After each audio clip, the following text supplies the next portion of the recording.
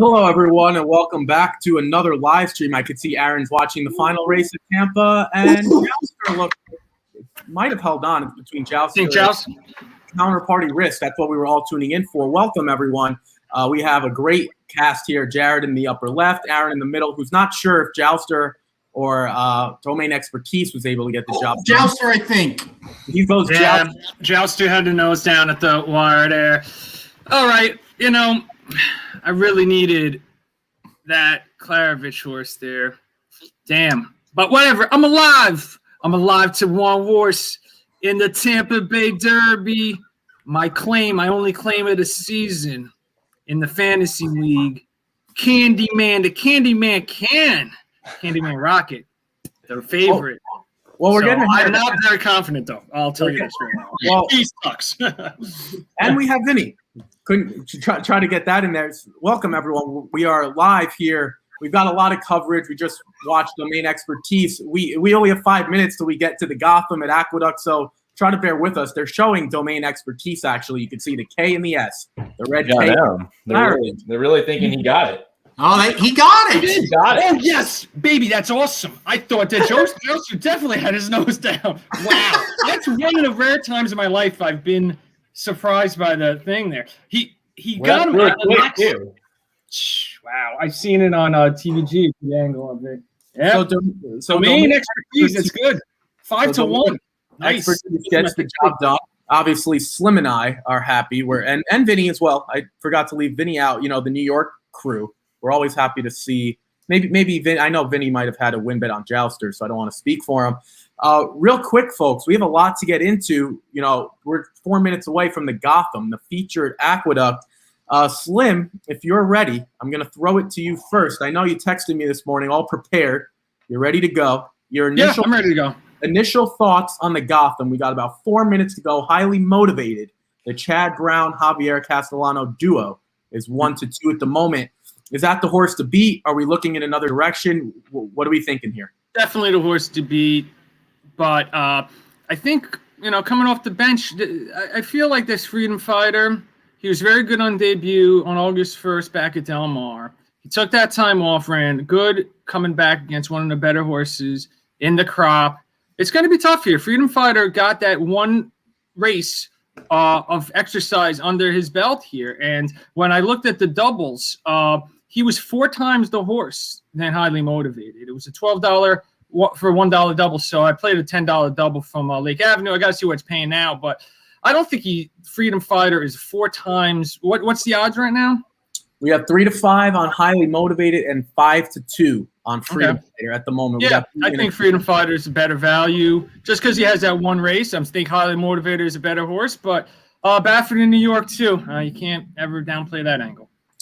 Vinny, we'll throw to you the other New York counterpart. Well, what are we thinking here? Is Highly Motivated going to be the one to beat, or are we looking for a little value somewhere else? Vinny is muted. Vinny, you're muted. He does this. That's right. Nope.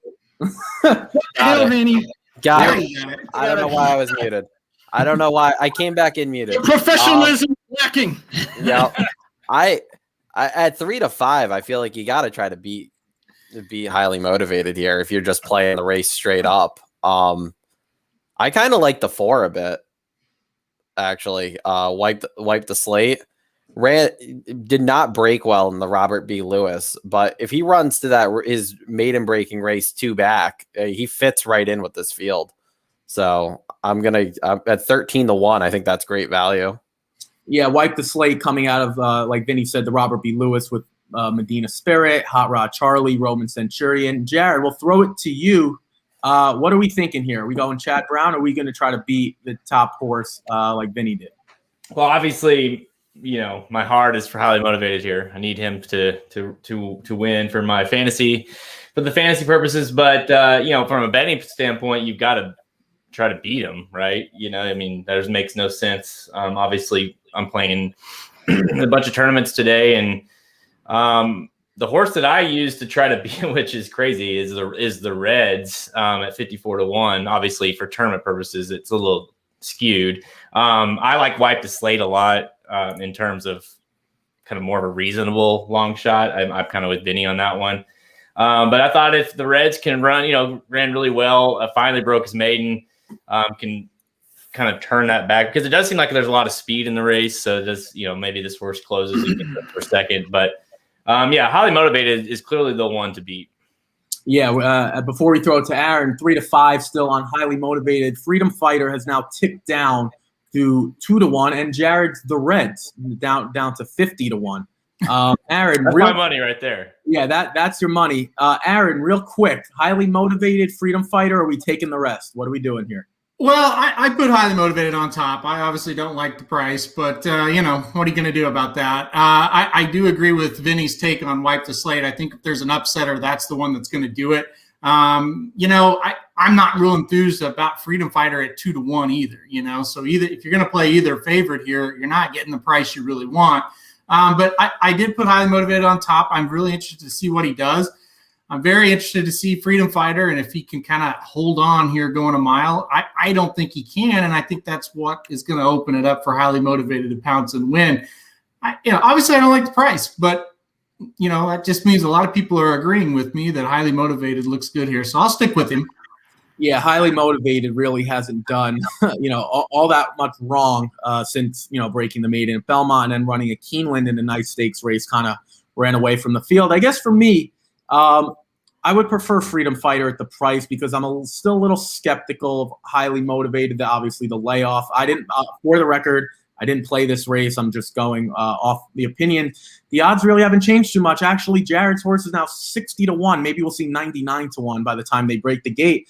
Jared, real quick, from a tournament perspective, or would you, based on the way you've done, which we don't know, would you vault yourself into first place if the Reds?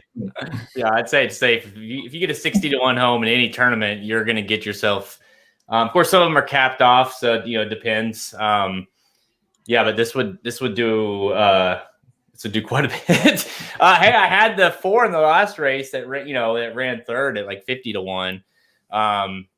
Doesn't do you any good in tournaments to run third, but horse, whenever you have a 50-1 shot in these tournaments, all you're hoping for is to get, to run better than 50-1. And if it hits the board, it's running better than 50-1. So I guess in this case, you're hoping the 64-1, the Reds, in this case, can, finish second behind Highly Motivated. I mean, that would be the perfect scenario for me in this situation. Yeah, the good thing is I don't think anyone else is on the red, so we might see 100-1, and if you check the Equibase charts, you might even see in the 120s. Who knows? Slim, I'm going to throw it to you. If you've got a long shot, well, let's say let's include the 5 crowded trade 9-1. Outside of Highly Motivated Freedom Fighter, if you got a free $10 win bet, which one are you taking? Or maybe are you playing a little exacta with one of these? Which way would you go if you got a free $5 or $10? Yeah, my bet is one of my favorite superfecta plays is a box over box. So I have box, Freedom Fighter, and Highly Motivated in the first and second spot. You're like, all right, well, that's pretty ridiculous. But if Freedom Fighter wins, I think I'll get better value in the superfecta. And underneath that, I'm going to throw in a crowded trade. I think there's going to be a lot of pace. And try to get Capital Cane, and I have it for, I think, $10 or something. So a $10 straight superfecta with I think it's $5 superfecta box over box into $20 play. So that's my play here. And I like Capital Cane. He won the Jerome to get in the gate. and over this track, and he won impressively, and he didn't shame himself. He went a lot longer in the Withers, and I think Capo Cane is an underrated horse. He's just one of those horses that likes Aqueduct this time of year, so he's my kind of long shot. Yeah, as Slim kind of alluded to it, they're getting into the gate. There's highly motivated for everyone who's not aware. I'm watching on the TVG stream, so I don't know if I'm ahead of you guys. Can you say that again? Yeah, Slim is going with the top two, and Capo Cane, he went a straight superfecta. Aaron, thank you for putting that up. I'm going to call it here, and I want Slim to grade me on my calling skills. I have the video on one half of the screen and the names and the numbers on the left, so I need Slim to grade me at the end of this. We're getting Wayburn into the gate now. Little trouble with Wayburn, and they're all in. Oh no, Wayburn backs out.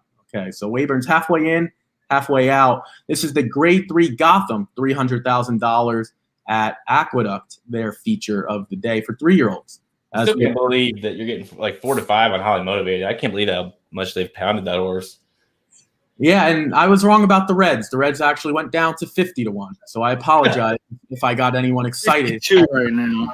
And they're off. And it is a good start for Wayburn, but it's the outside horse's Freedom Fighter who establishes himself on the top lead. And he's away by about a length and a half here. Capo Cane does a nice job settling into the third spot. And there goes Crowded Trade now entering the top trio. And Crowded Trade is going to do it about 4 or 5 wide. Oh, gosh. The track, wipe the slate down on the rail about 3 lengths back. Wipe the slate completely cuts off. And Capo Cane. Highly motivated, got kicked back. Highly motivated, struggling, only has 2 horses beat. That's the Reds and Atlantic Road. So through the first quarter, 24-1, it's Freedom Fighter, who's trying to fend off Wayburn, who's done a nice job tracking in second. Right now, Wayburn running pretty solid race at 46-1. Down and on the rail, wipe the slate, sitting in a good spot if wipe the slate's good enough to get the job done. Capo Cane tracking in the middle. Right, 10 times the best. Right with Crowded Trade on the outside. Crowded Trade started to make him move a little bit, but Capo Cane right alongside. But Freedom Fighter looks pretty strong on the front end, hasn't been asked at all with Manny Franco here. Manny Franco has him in control, ready to go. Wayburn still right there. Wayburn's actually gaining a little bit of ground, and Freedom Fighter starts to ask. And here comes Crowded Trade, 3 wide. Crowded Trade running the best of the 3 right now. It looks like Freedom Fighter's day. And here comes Crowded Trade, highly motivated, trying to catch the duo of Wayburn. Out of there, Wayburn. Crowded Trade. What's this Wayburn nonsense? Crowded Trade starts to take Wayburn head-to-head. Wayburn still fighting. Wayburn nonsense. 46-1.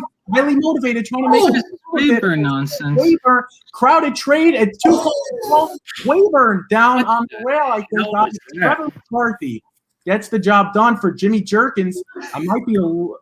And that is Jared's day. Jared had the Reds. He could have gone with Wayburn at 45-1. I think he won. Done. Yes, Vinny's calling. I think Wayburn. Yeah, I think he ain't won. I think Wayburn won. I think Wayburn won. Be a dead heat. We might have a dead heat on our hands. I think that could be a dead heat. It looks like Crowded Trade and Wayburn were noses apart. I think noses. The other Klarovich. The other Chad Brown, Eric Hansel, actually had the lead there about a neck at the top of the stretch. But Wayburn fights back. It's too close to call. I went with Wayburn on top first, but folks at the wide. I don't know, man. It's really. I think it could be a dead heat. What a race! I really think it could be a dead heat. That was insane. And I really hit at the same time. And I agree. Oh, man, they really hit at the same time. I think that was crazy. It's going to be really tight. Nick just texted me. He has 100 to win on the 8. Oh my God! Really? He like Wayburn? Yep. He just. How he come up with that horse? He got it. 8 wins. Oh my God! Wayburn got it. Good call by Ricky. He called it live. Wayburn won. So very good call. No, great call, Ricky. You're much more composed than I am. So. Well, I'm trying. You know what? No, that was one heck of a race. Trevor McCarthy gets the job done. I have to say, initial reaction, and I'll throw it around. Wayburn was, in my opinion, much the best. Put Freedom Fighter to sleep, essentially, around the far turn. Was able to fight back with Crowded Trade. I'll throw it to Slim first. Slim, your initial thoughts of Wayburn and Trevor McCarthy fending off everyone, getting the job done. First of all, you have to realize something. Wayburn is in the Kentucky Derby. So just get that in your head real quick, and you could try to make sense of everything else that happened. Freedom Fighter obviously was not all he was hyped up to be. 2-1 went off, and he ends up fading to fourth here. After setting a somewhat slow pace, it was only 48 to the half and 24 and I think 2/5 or something at the first quarter. So I think Freedom Fighter was junk. Highly Motivated showed some life at the end of the race. I don't know where to go next. I guess just try the Bluegrass and see if he can make it, but he might have to go up against obviously highly quality Essential Quality there. So Essential Quality is going to probably destroy Highly Motivated if that happens, because I don't think he's up to it. I don't think he's at that level here unless he really steps up big second off the bench. So yeah, I feel bad. Jared's probably crying somewhere. That's where he got off the line, because that was his first round pick in the league. So he's like probably just crying about how Highly Motivated is not a star. And Crowded Trade. And it's going to be great in the Derby. Risk taking and Crowded Trade. Both horses can close, and those Klaravich Silks will be coming if Risk Taking can hopefully get enough points in the wood to also qualify. So they're gonna have two good closers, Klaravich, if because this horse is getting second. I guess he'll probably run in the wood and maybe try to get points next. So we'll see. Yeah, I'm more interested in the Klaravich horse than Wayburn, but I don't know. I think he can't get much more than a mile. Wayburn is what I'm thinking. A Wayburn, however the hell you say it. Yeah, no, Vinny, I'll let you go after real quick. To Slim's point, Wayburn is in the Kentucky Derby. Vinny, we'll throw it to you. What did you think of that one? We're going to see a 46-1 who just wins the Gotham. And Aaron just watched a nose bob at Santa Anita. I'm guessing I could read his.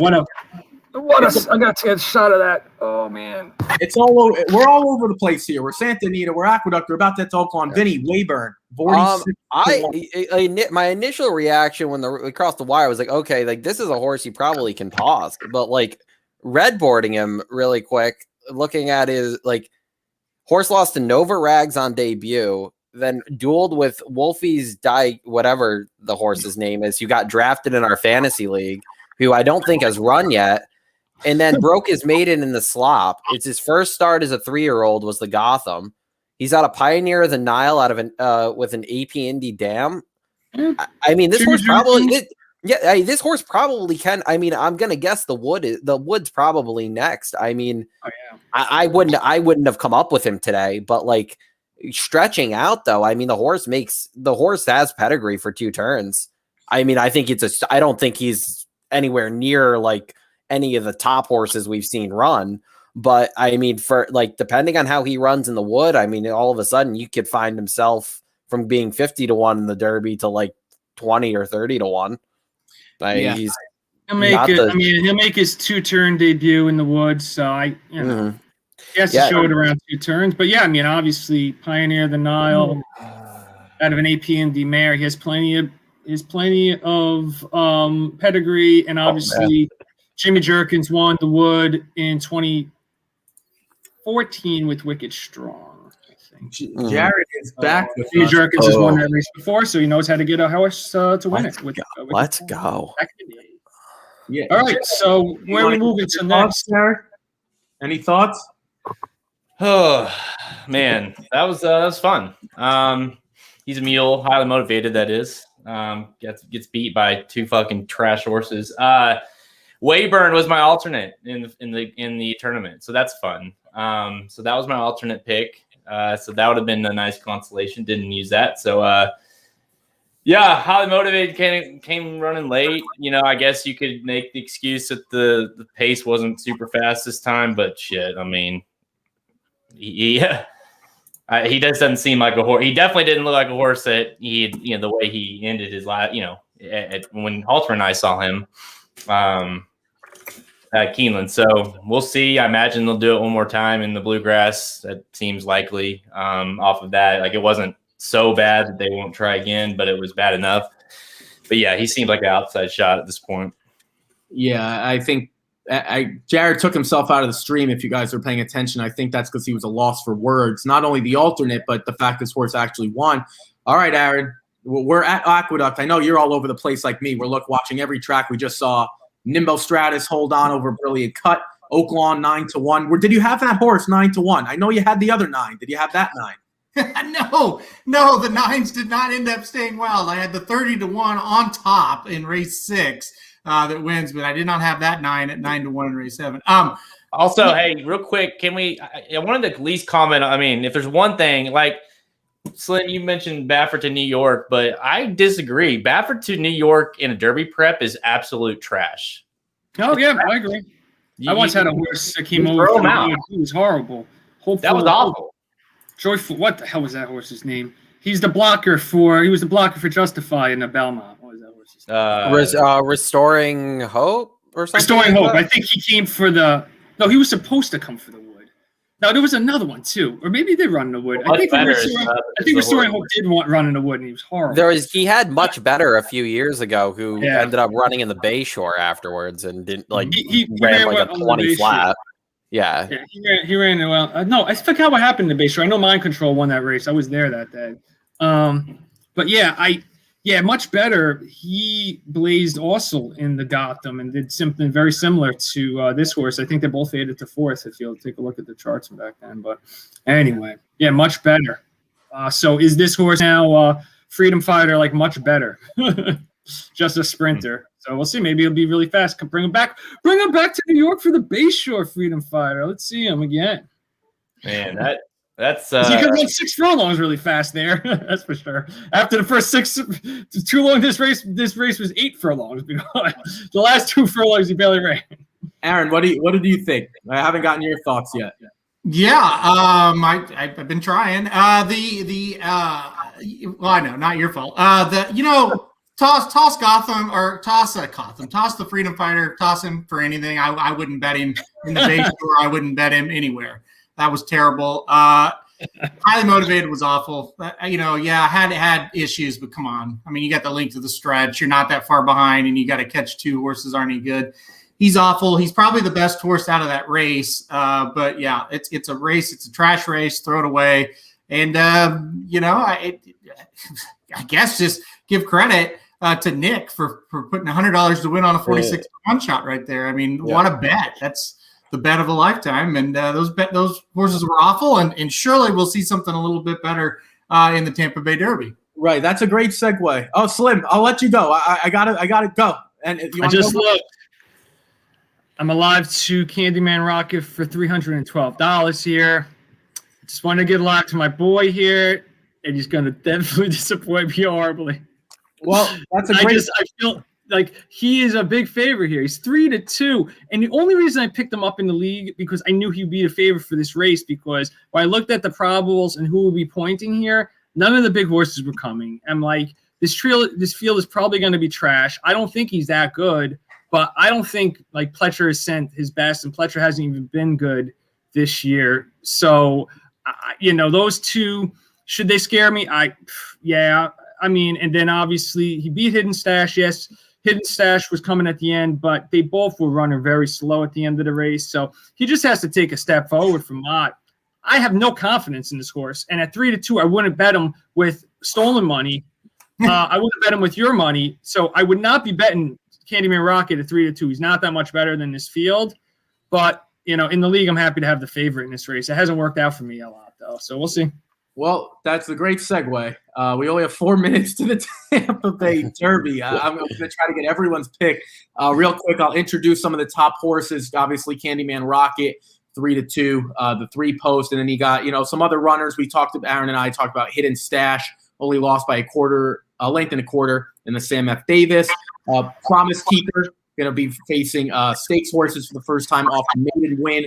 Aaron, you were last when I got yours. You were last in terms of getting your thoughts. Now you're going to be first. Right here, Tampa Bay Derby. Are we all in on Candyman Rocket, or are we looking elsewhere? Yeah, we're definitely not all in on Candyman Rocket. I agree with what Slim said. I would have to have – I might bet him with Ricky's money, probably not anybody else on the live stream, but 3-2 is just a little short on Candyman Rocket.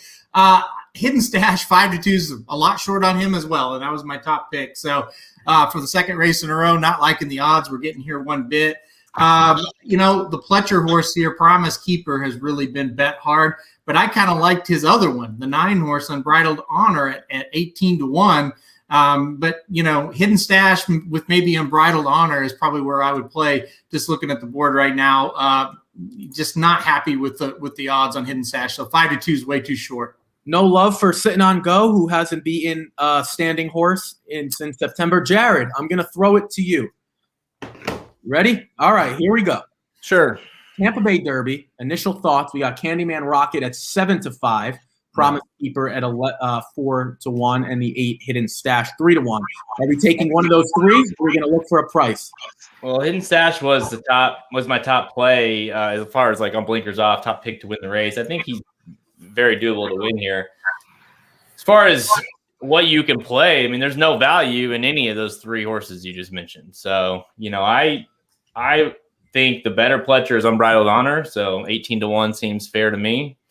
And I think Boca Boy at 28-1 has a shot to get a little brave and improve off of the last effort.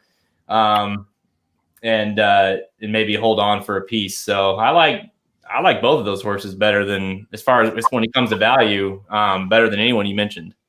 Yeah, Boca Boy obviously has a ton of speed. At least you know what you're going to get out of him, hopefully. Yeah, exactly. For Slim, I'll skip you for a minute because we got your initial thoughts. We're going to go to Vinny. Vinny, what are we thinking here? Tampa Bay Derby, we got a minute to post.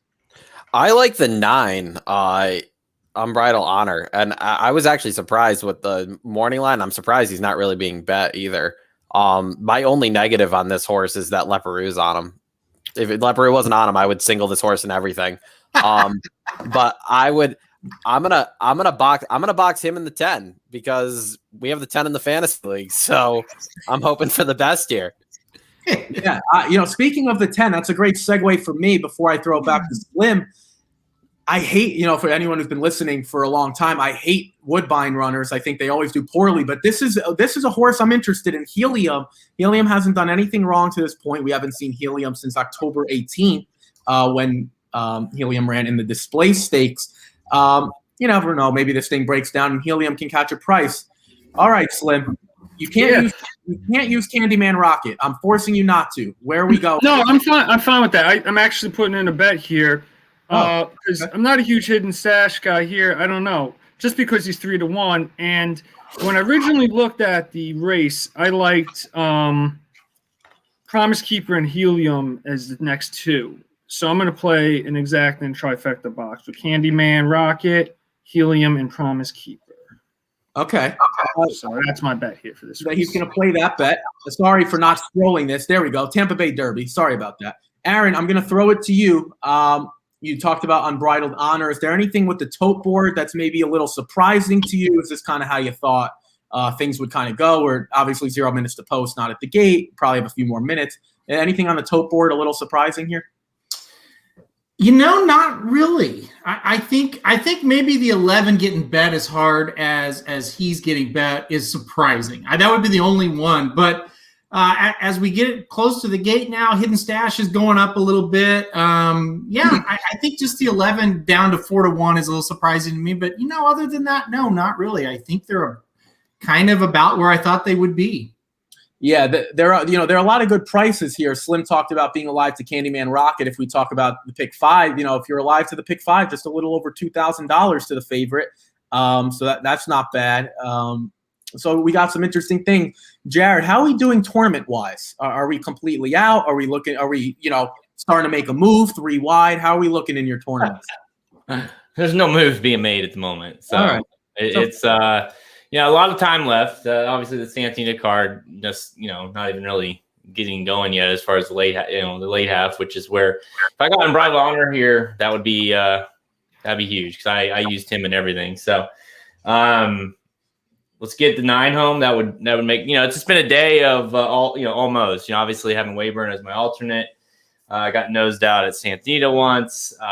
Just been a lot of just close, but and that's the way these tournaments go. You're either all or nothing. That's the way you got to play him. Ask Samich. I mean, he either is top the leaderboard or nowhere to be found, and it's just kind of the nature of the tournaments.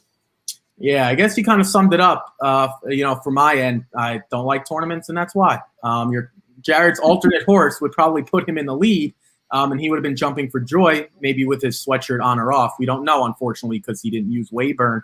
He was with the Reds. That's unfortunate. He just bet $2 to win on each of those horses. He would have been in much better shape also.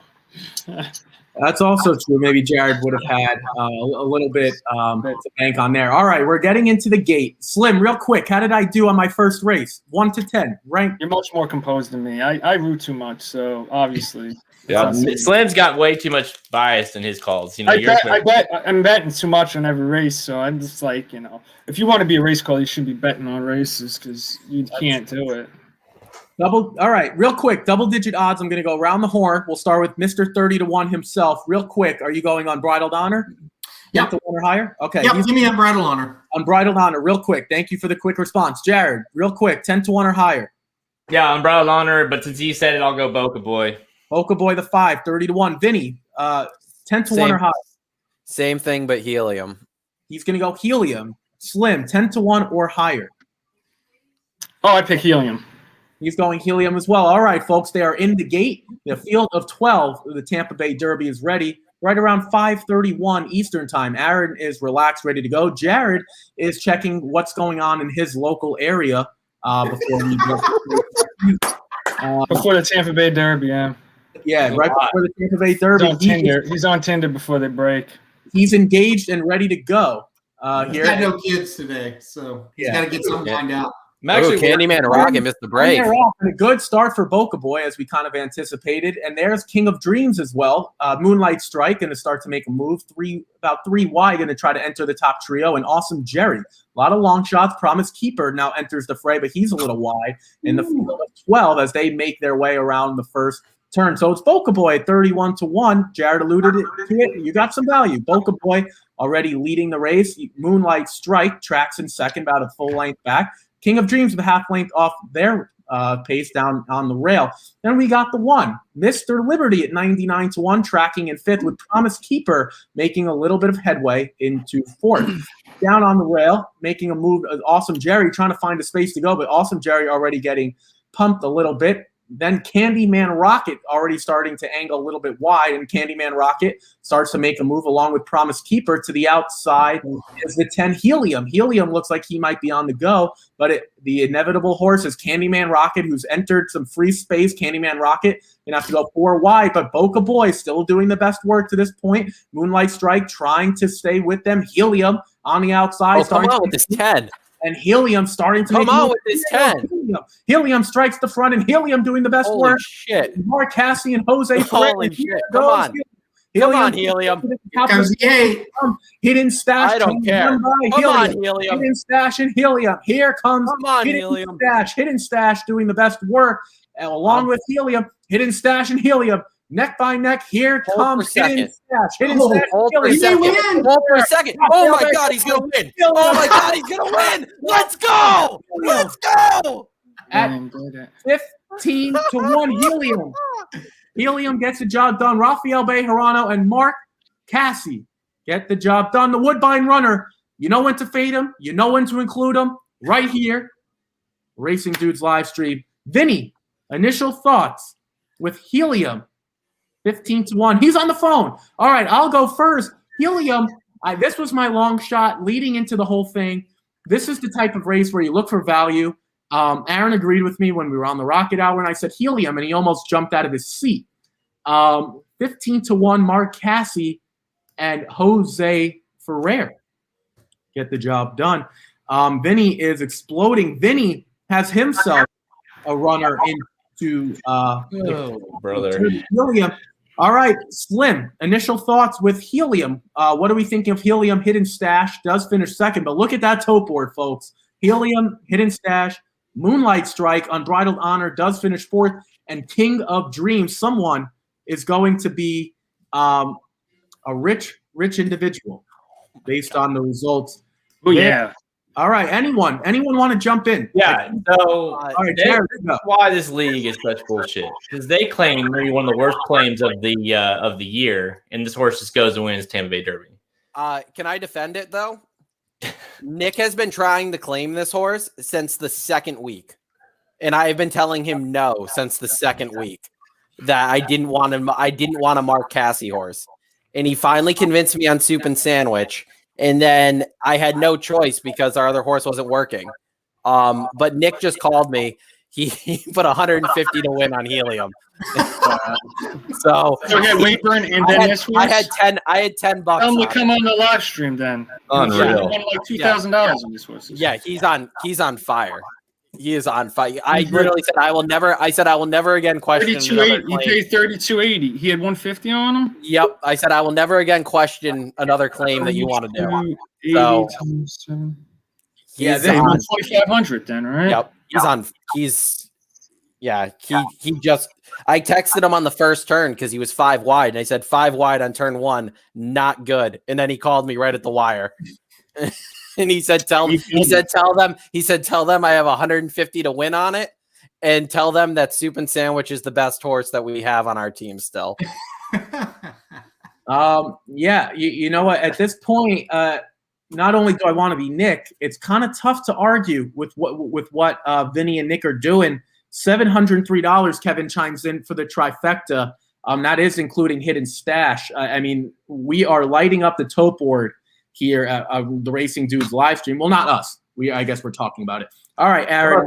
And by the way, there's another. I mean, maybe Helium, especially to Vinny's defense. I mean, a horse that obviously was at least on the a fantasy roster, but another horse in the Kentucky Derby now that maybe was a lot very much of an outsider going into today. So 2 spots that are going to be taken in the gate, assuming they get there healthy. That, however you think of them, may or may not have a shot. Yeah. Maybe Vinny and Nick know what they're doing. All right, Aaron, it's your turn. You've been patiently waiting, which I appreciate. All right. Initial thoughts of what we just saw in the Tampa Bay Derby. Yeah, that was something else. A full credit goes to the Real Dynasty squad. A hell of a claim. I mean, a hell of a claim here to claim the Tampa Bay Derby winner. And it's not like this horse was 2-1. This was a 15-1 shot. They claimed it the week of the race, and they win it.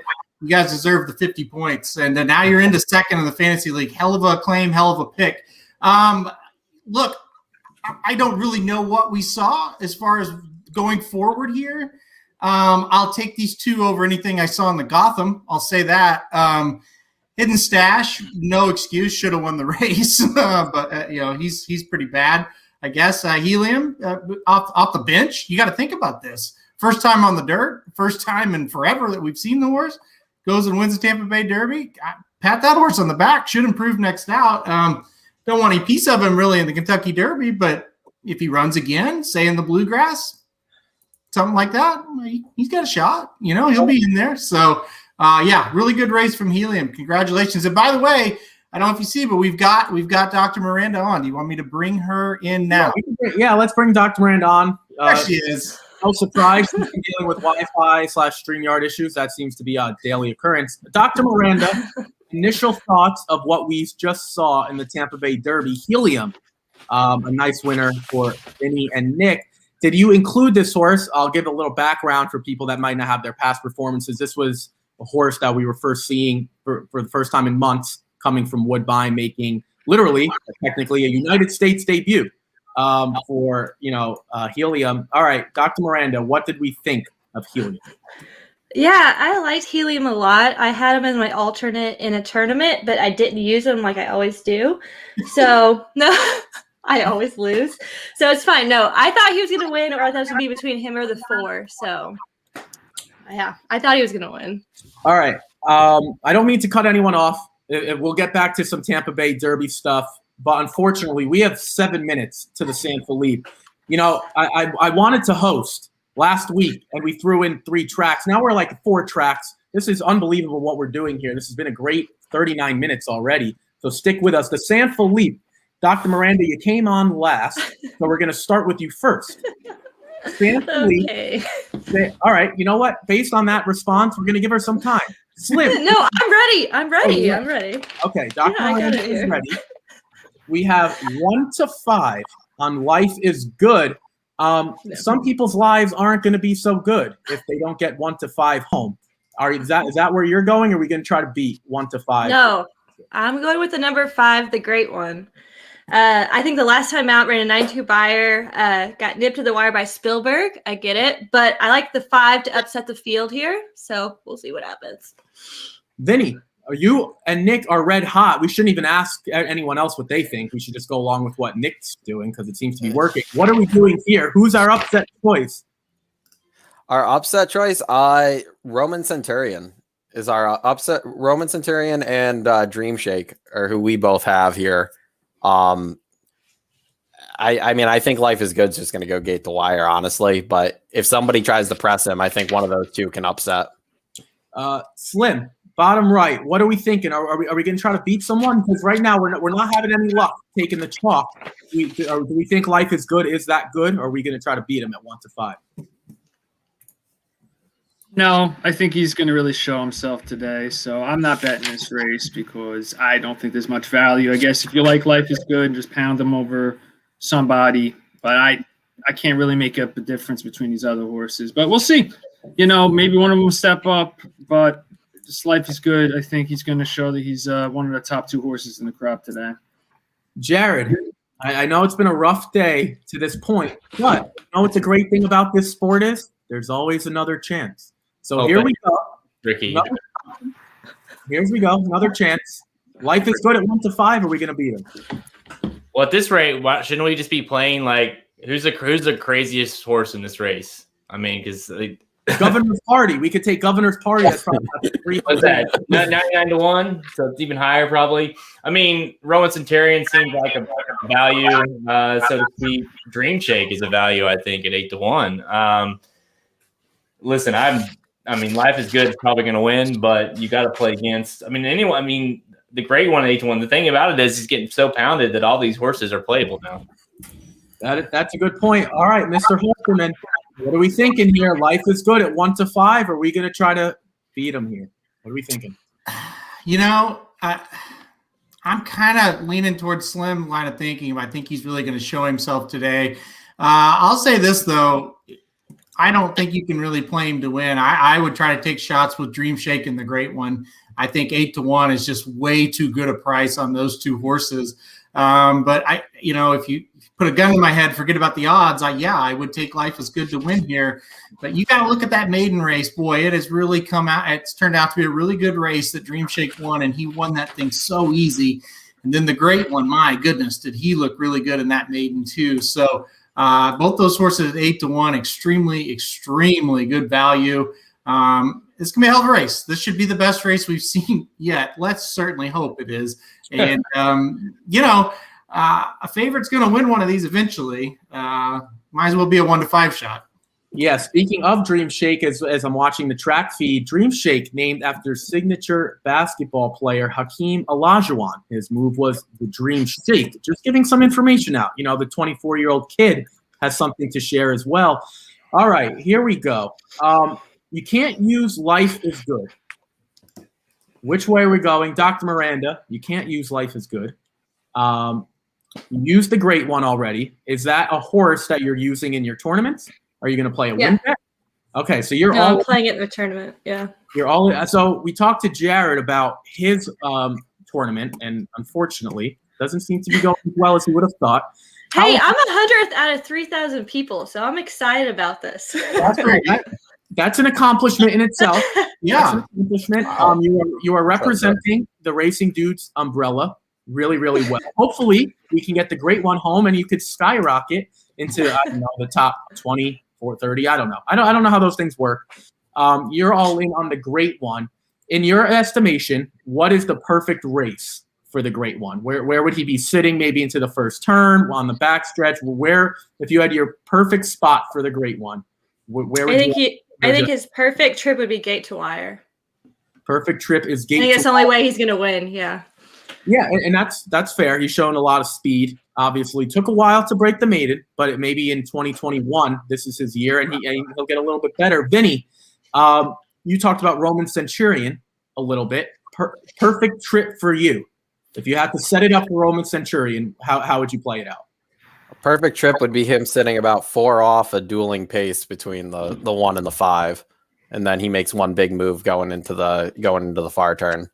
Yeah, and that to Vinny's point, we got polar opposites, right? Roman Centurion going to want to come from the clouds, and the Great One probably going to want to be on the front end. Slim, for you, I'm making you not use Life is Good. Give me a little long shot that you're interested in, and give me the perfect trip for that horse. Where are you placing him? Ideal trip for your long shot. I think the Great One could get the lead and hold on for peace. So yeah, I think Life is Good might just if it sits off him, just ground him down, and probably be the end of it. But maybe that Great One will hold on for second. So that's my play. Just going to play straight. $10 exact. Life is Good over the Great One. I don't even know. I should check what it's paying, but just have a little bit on the race. You got to just pound something if you want to do it for $20 because you're baller. $1. I got to have something on the race. I got to have something. $1 exact pays $10, Slim. $1. Is it? 1 over 5 is a $10 payout right. for $1. $1 or $2? For $1. Oh, okay. So it's a $100 return. If Life's Good beats Great One, I win $100. That's cool enough. Nothing wrong with that. I knew when Slim said he wasn't betting, I knew he was lying to the public because he's not about that. He's about playing the horse. I've never seen a race I won't bet. Just at least throw $10 at it, just have something on it to have fun. Yeah, if I bet $10 and I get back 100, that's nice. That's just bankroll builder for next week.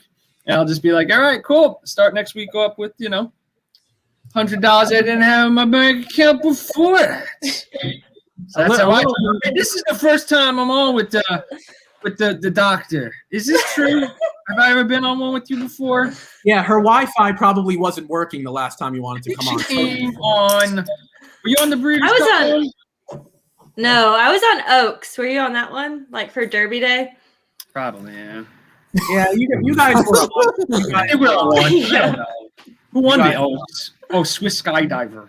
No. No. Oh, she did it. Oh, that Daredevil. She dares the devil. Dares the devil. There's I like the that devil where one. she dares the devil. Because she used to be with Norm Cassie. Yes, she did. You know that. That's her first trainer was Norm. My boy Right, Aaron, Norm. as they walk to the gate, as they What up, walk. Norm? If you're watching, man. He ain't watching. Dudes. I think Norm's watching dudes nowhere. Norm Cassie is not watching this. No, he's not watching this. If he is, though, chime in. We'll find a way to get you on, Norm, if you're watching. Aaron, perfect trip for your long shot. How would you kind of set this race up and just kind of tell the public again who you're picking? You can't use Life is Good, but give us the perfect trip for your long shot. Well, I feel like everybody's done a really good job talking about the Great One, and I agree. So I'll go with Dream Shake and kind of analyze his chances. And I think his chances are the same as kind of what Vinny described with Roman Centurion. He needs to sit off of it, and he needs to hope Life is Good, Medina Spirit, and the Great One kind of go at it, and then he can pick up the pieces. I think with Dream Shake and Roman Centurion, that has to be the key, right? I mean, we know they can't run with these horses early. They're going to have to come back to these horses just a bit. And so, that's what you got to hope for. Listen, at 7-1 on Dream Shake, I will take a chance with that. You get the best closing jockey in the game with Joel Rosario on Dream Shake here. I think he rides him just like he did in that maiden special weight. And I hope they come back a little bit. And even if they don't, he could run up, get second, and get a few Derby points here, second or third even. So, I just think, you kind of take him back and hope for a pace meltdown. All right, Jared, that was great timing. You put the phone down right as I was coming to you. It's like an instinct. You knew I was coming to you. All right. I was almost gross. Yeah, you're perfect. Almost. Your perfect trip for the 6th Governor's Party. That was your long shot. Your perfect trip for the 6th. Who's 400 to 1 probably. It's definitely not my long shot or a horse I'm playing here. Listen, I think, if you're going to play a horse, Dream Shake to me is the horse. At this price at 7-1, I think you just, you hope that Life is Good is more of a miler, and you hope that Dream Shake isn't, right? So, he seems like he was just kind of getting his best legs late in that race, that Dream Shake's race. He's got one start, and obviously going from a main special weight to this, they really like this horse. We're getting, Rosario staying put. Like I said, Halterman said it best. I mean, he's gonna ride the shit out of him late in this race, and you basically just have to hope Life is Good, doesn't make it to the wire. As far as gets a little tired. Yeah, for anyone who follows Santa Anita closely, I know Aaron and I do. Dream Shake beat Harbored Memories, and Harbored Memories was pretty awful yesterday. Just throwing that out. I don't know what that. Also beat the winner of that race as well, though. Don't forget about that. Well, hey, I'm just throwing I'm not against Dream Shake. I'm being very. I'm just throwing it out there. I just wanted to throw that out there. That's all. No, that's fine. I'm not taking sides. I don't care who wins. Right, they're off. So a great start for Life is Good. That's no surprise. We're going to find out who's going to make a move, and it's Medina Spirit. Medina Spirit. No one talked about Medina Spirit, so Medina Spirit will make the move into second, and they're going to be 3 wide with the Great One going to track. And he just pushed everybody wide. Medina Spirit just pushed everybody wide. I was just talking about that horse. That was a horse storing home.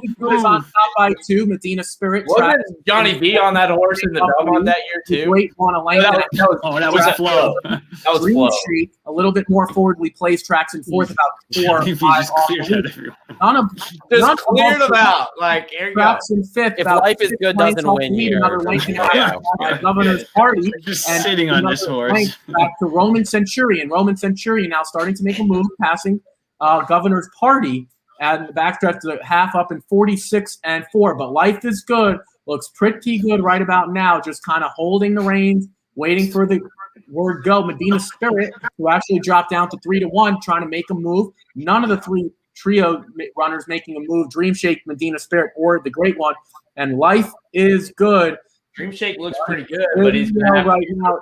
Yeah, he's too far back. Here comes Life is Good, and Life is Good is in canter right now. Life is Good. Mike Smith. He's shortening strides, but I don't think it's gonna matter. Life is Good is gone. Vinny, I know you try to roll this one to the wire, and he does. Life is Good.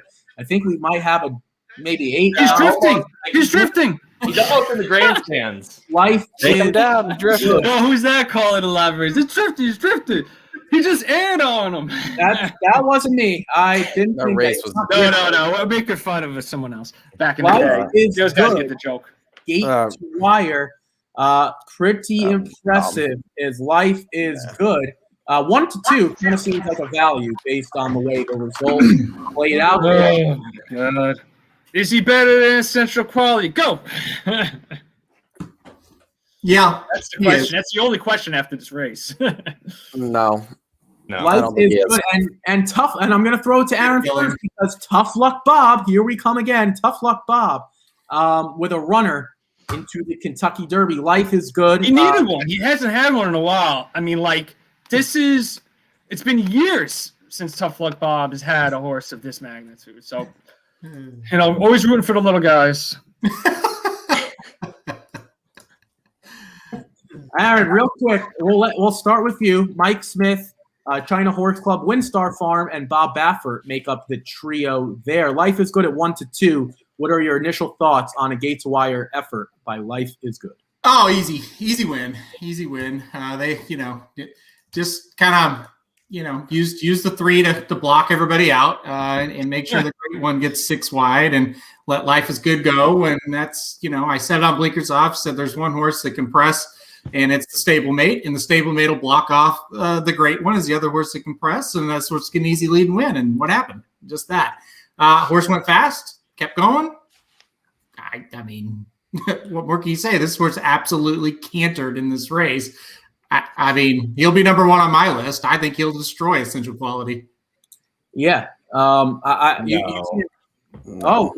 Here we go. We have the first pushback of the hour in the 54-minute mark. Jared says he won't air. All right, Jared, your initial thoughts of what we just saw. Well, Life is Good will be in the grandstands getting popcorn. Essential Quality will run them down. So, I mean, I don't necessarily see that at all. Well, you don't have to stop there. You can go on. Well, I just don't know what we've seen. I mean, he beat 6 horses today, and I mean, I get that Medina Spirit cleared the field. I mean, just once again, it was never tested. Now he might be like the next Justify, I guess. And like Slim said, it's been so long since we've seen a good horse from Bob Baffert, this magnitude. But to me, I think Essential Quality is much more battle tested, and he's still my Derby winner right now. No. Vinny, we'll go in order. Vinny, what did you think of what we just saw? I think his pedigree's catching up to him. I mean, that's 2 races in a row now where at the end of the race, it was very questionable. He almost coughed up the sham or he almost coughed up the sham. And then here he starts drifting late in the stretch. That into mischief pedigree, I think is getting to him. I don't know if he's going to be the pace horse in the Derby because of the way that they eliminate most of the sprinters. But like Jared said, I mean, if he does that, if he goes 5 wide, turning for home in the Derby and does that, he's not winning. Hey, again, I'm Mr. Non-controversial here. The only thing I will say is the into mischief pedigree thing, that is a touching point that maybe we can get into. Obviously, you do some pedigree articles for racingdudes.com, so we can obviously get into that. I just want to get everyone's quick reaction. All right, Slim, I don't know if you're cashing tickets over there or making a bet before the next race goes off, but what were your initial thoughts on what we just saw from Life is Good? No, what I was doing though, man, I got a nice dinner coming here, man. I gotta go pick it up. I'm a pasta pain in Clifton Park, for all you Saratogians up here, Wait. What's the name of what did you ordered myself a nice Sauvignon Blanc, got my wife a nice Pinot Grigio. That's how we do here on Saturday night at the house, What's the name of the place? Because my dad's in Saratoga Springs for the weekend, so I'll Pasta Pain. Well, it's in Clifton Park, but they have a local bistro in Saratoga. It's all part of their chain. It's Pasta Pane. It's not a part of DZ anymore. My buddy's actually the manager there. Okay. He's the manager. This guy's Vinny Bonds. But yeah, no. My buddy's the manager there. Well, it sounds like it's all about this horse, right? I mean, Dream Shake did good. I think he could, close for a piece or something. Santa Anita Derby, maybe even the Kentucky Derby. But it's all about this horse. And if this horse Life is Good is the best in the crop, and we won't know until Derby Day, and that's going to be fun. Against Central Quality after he wins Bluegrass and he wins the Santa Anita Derby. Those would be the top 2 choices in the Derby, and everyone else would be pretty far behind them. So that's the story of this race. We'll see what happens if you go straight to the Santa Anita Derby, but probably will. Why not win a Grade 1 on the way there?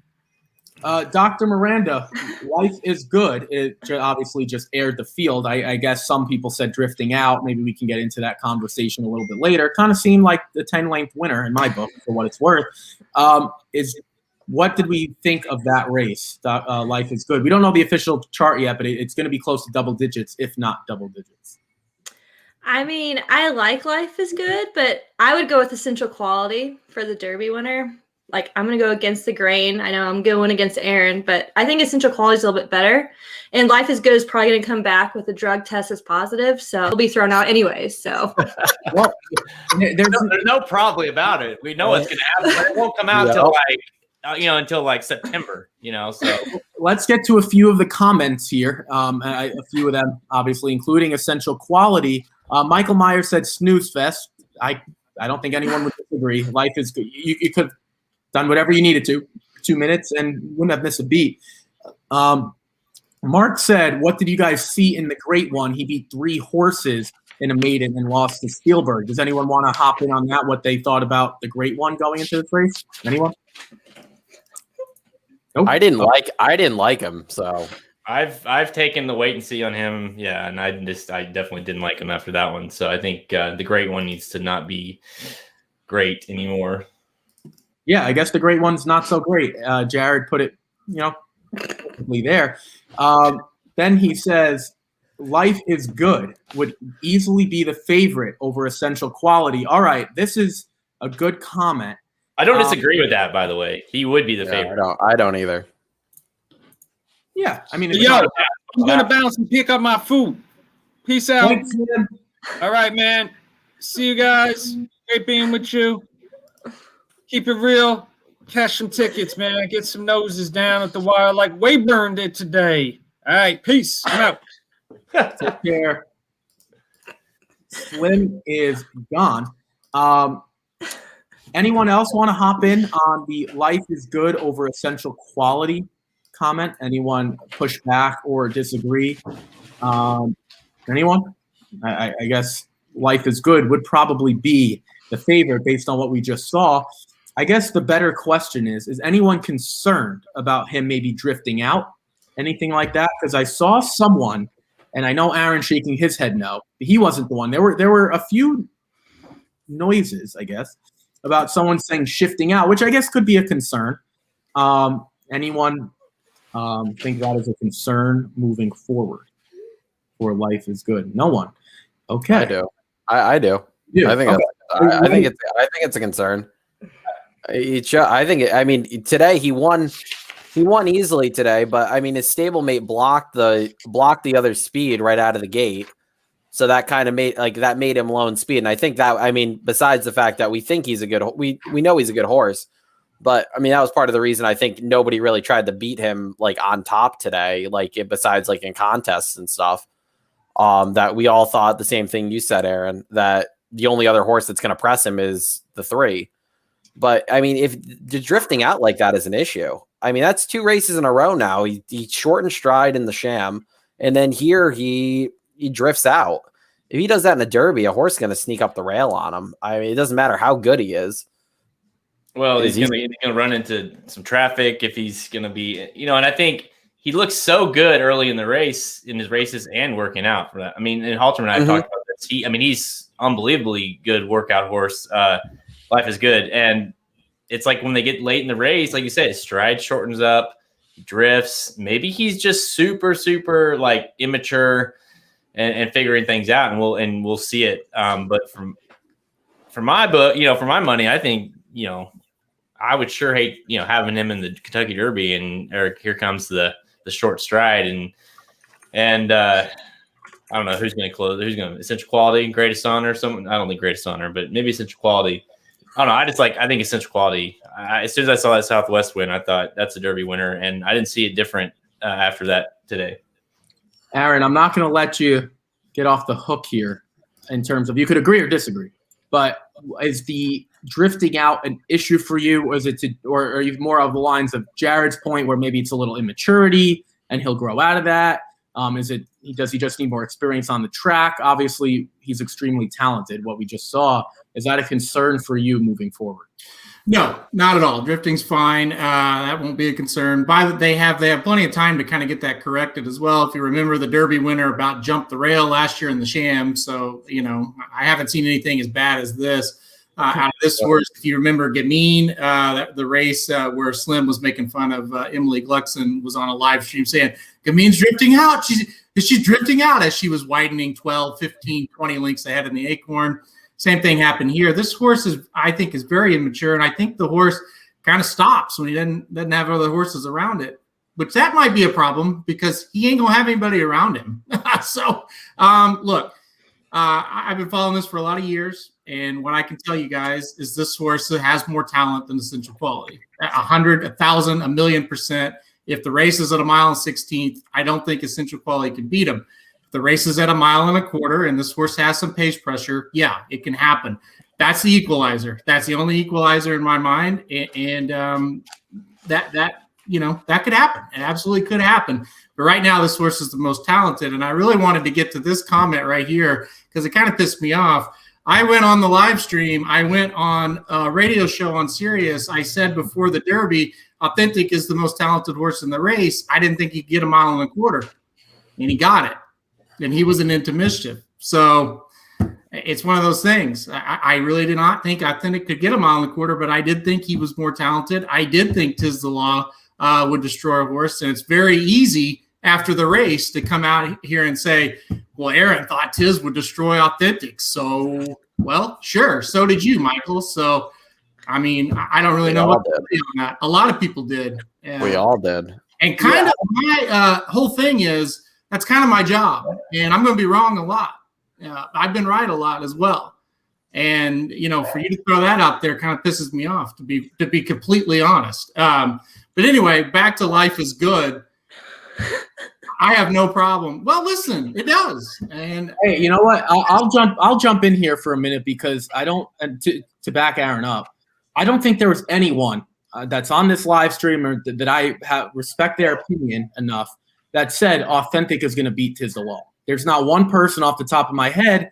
So to Aaron's point, yes, Michael Myers points out that Aaron thought that. I think you could throw all 5 of us, if almost everyone that at least I spoke to.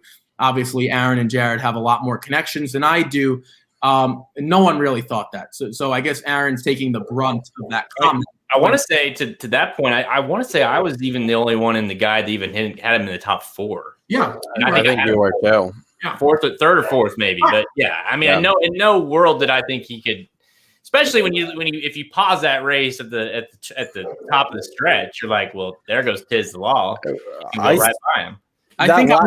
I do want to back up Jared. I think I had him in the top 4. Definitely not winning. I might have had him in the top 4. Who knows, though? That was a long time ago. This is also coming from the guy who keeps consensus points like a nerd. So I might know. I would have to look at it. Vinny, obviously Vinny's concerned. Vinny, I just want to get back to your point real quick about the pedigree. Because at least for me, again, me being the quote-unquote host, I don't think the pedigree – oh, wait. Okay. Can I jump in real quick? They're showing a head-on right now of him coming up the first turn and then into the stretch. He's drifting out horribly on this head-on on the backstretch. Mm-hmm. I mean, no, wait a second. That's the wire. He finished the race about 10 wide. Yeah. I don't think he's slowing down though, Vinny. I don't either. I mean, to your point, at a mile and a 16th, I agree with you. I think he is more talented than Essential Quality. But my worry is in the Derby, like he ran if he runs a 23:46 in the Derby and he can get a mile and a quarter, yes, he wins. Like there's no question about that. But if he runs like a 23, then backs it up to like a 47, 48, and Essential Qualities like gets a trip and is allowed to sit 2 lengths behind him, like Essential Qualities good enough to make up that margin there. And like that's what worries me, especially for like somebody said, he's going to be the favorite unless something drastic happens. That is your Derby favorite, and he's probably sub 5-2. And do you want to take from a multi-race wagers perspective, I think you have to have him on your tickets. But if you're just betting the race straight up, like, do you really want to take sub 5-2 on a horse that is has been like in those last 2 races has been either drifting or like shortening stride? I don't know. Yeah, real quick. No, that's a fair point. That's a fair point. And the great thing about this sport is we just watched the same race and we all have different opinions. That's one of the best things about it. Dr. Miranda, it looks like you have a guess or maybe multiple guests. What did your dogs think about life? You might have to translate for us. What did we think of? Well, so like when I come up here, I have to like lock the gate downstairs, and they're pissed. So I had to go back downstairs and get them, and so that's why they're up here now. But Sammy obviously does. Oh, this is Sammy, and then I have Murphy over here. They don't give a shit about horses. They don't care at all. They just want treats. They're very fat. They're like 90 pounds each. So, well, luckily, maybe they're learning something. Maybe if they stick around long enough, they'll learn something. Steve also wanted to know if he can pick a winner. I guess to follow up Dr. Miranda's point, the answer is probably no. They're both girls. So yeah, they can. I mean, I've asked Murphy before, like when I'll be like, do you like the 3 or the 4? And then she'll pick a horse and it wins. So I mean, just ask me what horse and I'll ask them.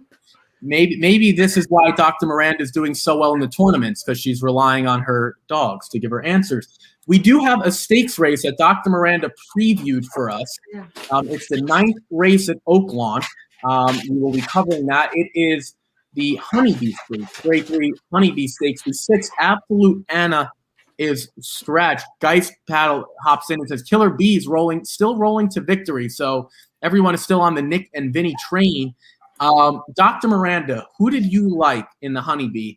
Dr. Miranda obviously did a video for Racing Dude. She always does a stakes race with Magic, who hosts Phillies stakes race usually, or a big race that we should look forward to. So Dr. Miranda, you have all the insight here on this race. We'll start with you. We have 17 minutes to post at Oaklawn. What were your initial thoughts of the Honeybee Stakes? I like the number 2, Will's Secret. I'm going to fade both the Cox horses. But if you watched the last time out, it went on a sloppy track. Sorry, these dogs. It was finished 3rd behind Clary Air, who just won the Rachel Alexander. I think Will's Secret is going to come up from behind and just win. I think underneath Willful Woman has a chance, but I don't think the Cox horses are going to show up here. But, I mean, you never know. It's Oaklawn, and you have Cox, so yeah, that basically what she's saying is, well, we don't really know what she's saying, but I'm going to guess what she's saying. Brad Cox, on incredibly good. You got to use Brad Cox anywhere. It's one of those situations. Will Secret at this point 9-5. Not the Brad Cox horse. The Brad Cox horses are at the 4 Sunpath and the 8 Coach, but she's going to fade. Aaron, I'll throw it to you. You obviously know just as well as any of us that you got to use Brad Cox. But are you going to use Will Secret, the Dallas Stewart trainee, or are you going to use one of the Brad Cox horses? And if you do, which one do you prefer? I feel like, and I love the connections of Will Secret, and I love John Court, Willis Horton, probably my favorite owner, at least one of them. So I love the connections, but I kind of feel like to pull a Samich term out, last time was the wedding. This could be the funeral a little bit. 9-5, pretty short. That horse looked good. So I defensively used Will Secret. I kind of think Sunpath might bounce back here. Brad Cox was very high on this horse last time out in the Silver Bullet Day, and just this horse was awful. But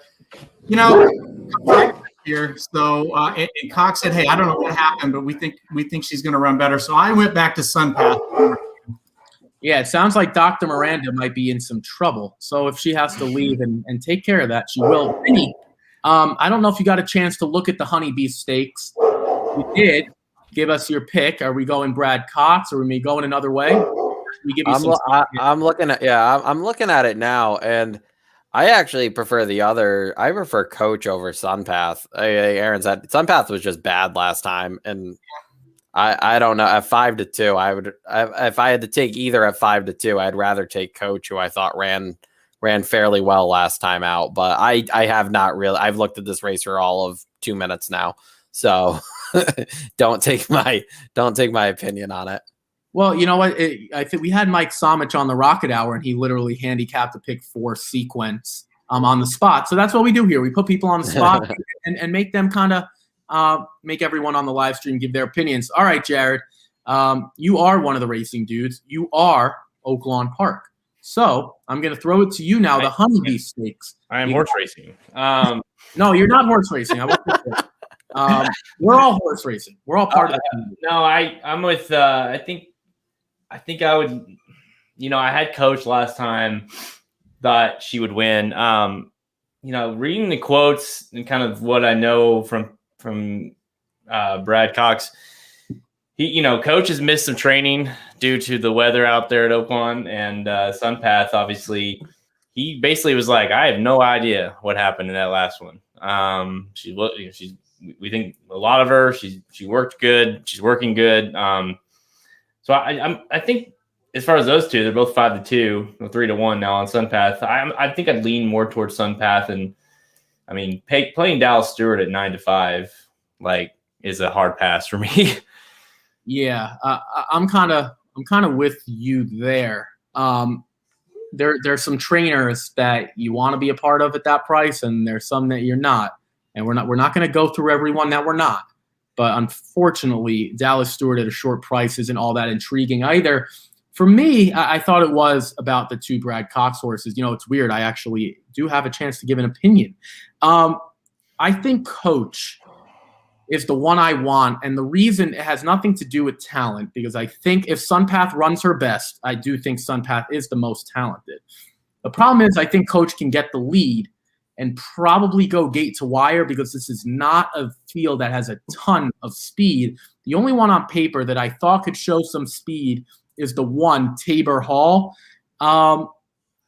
Yeah, not all about Tabor Hall. Do like Kenny McPeak training, but that's why I went coach. I don't think this is talent. Aaron and I talk about this on the Rocket Hour. It's sometimes about trip, and I think trip here will make a difference for coach. We do have 12 minutes to go. I hope you guys and that is the official picture. So I'm not sure who was able to get that up for us, but thank you for whoever did helping me out. That is Life is Good in the classic red and yellow silks that we're all familiar with. So yeah, you can't really tell there that Life is Good is drifting out into the stretch based on the close-up. Yeah, no, this is a great, we have some time. We have 5 minutes to Santa Anita.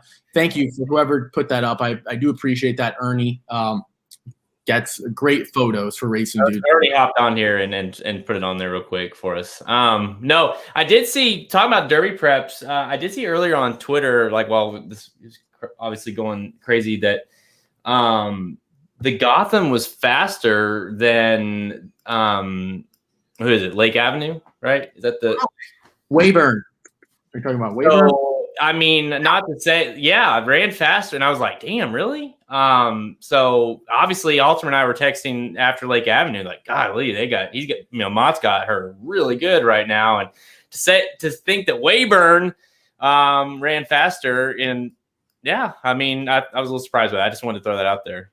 No, we appreciate that for everyone listening. I'm sure that obviously no one here really knew that. I'll throw this question up. We have 10 minutes to the Honeybee Stakes. If you're live at Santa Anita or you're interested, there's still tons of races. They have races 7 through 11. The later pick 5 if you're interested in that. There is a heavy favorite, Whisper Not, at the moment with about 4 minutes to go. Aaron and Mike Somich came on the air earlier, and they did a little hype show, and I told them I love it. I think it's great. It was 11 a.m. Eastern time. If you guys listened, you'll hear this question again. If you didn't listen, you're going to hear it for the first time. They talked about, are we going to see the Kentucky Derby winner? So now I'm going to throw up the question. They said, will we? Because I was in anticipation. Did we see the Kentucky Derby winner? We saw 3 preps. I think Mike Somich, I don't want to quote him, so I apologize if I'm going to try to paraphrase. He said he thinks he does, and they had 3 shots. I'll be honest, we might only have 1 shot on the day. Aaron, I'll throw it to you. Did we see the Kentucky Derby winner on Saturday, March 6th? Yeah, we did. And I think that another big key that I've been thinking about as you guys were talking, how many times has this horse even been really asked to run in the stretch the last 2 races? Maybe he's drifting because he's just, goofing around because they're not even taking him serious down the stretch. So that's another factor as well. Does he have more to give, when he's asked? We don't know. And we don't know because nobody's been good at him. That's a pretty good sign for any runner. I don't care, what you're trying to win. So, yeah, we did. It's Life is Good. He's my number 1 right now. Jared, did we see the Kentucky Derby winner today? Either, obviously any of the 3, but I guess we could assume we're talking about Life is Good. Yeah, he ran 3rd in the Gotham. So that was no, I'm just kidding. No, we didn't. We didn't. Oh, we didn't. Okay. Vinny, I kind of know where you're going, but for people just tuning in, did we see the Kentucky Derby winner today? I don't think so. So, and you're on Essential Quality still, correct? At the moment, yeah. So I think that's, and I'll throw it to Dr. Miranda before I kind of come to a consensus. Dr. Miranda, did we see the Kentucky Derby winner today? Would you put Life is Good in your power rankings, number 1? No, I wouldn't. No, so it seems, are you putting Essential Quality number 1, or did you have someone else at number 1? Essential Quality is my number 1 pick as of right now. So I guess I'll open up the question, and maybe this is a stupid one, even though I don't believe in stupid questions. If everyone Essential Quality or Life is Good 1-2 or 2-1, does anyone else have anyone in the top 2, or does it seem like those 2 are kind of clear standouts amongst the rest at this point? Anyone want to chime in?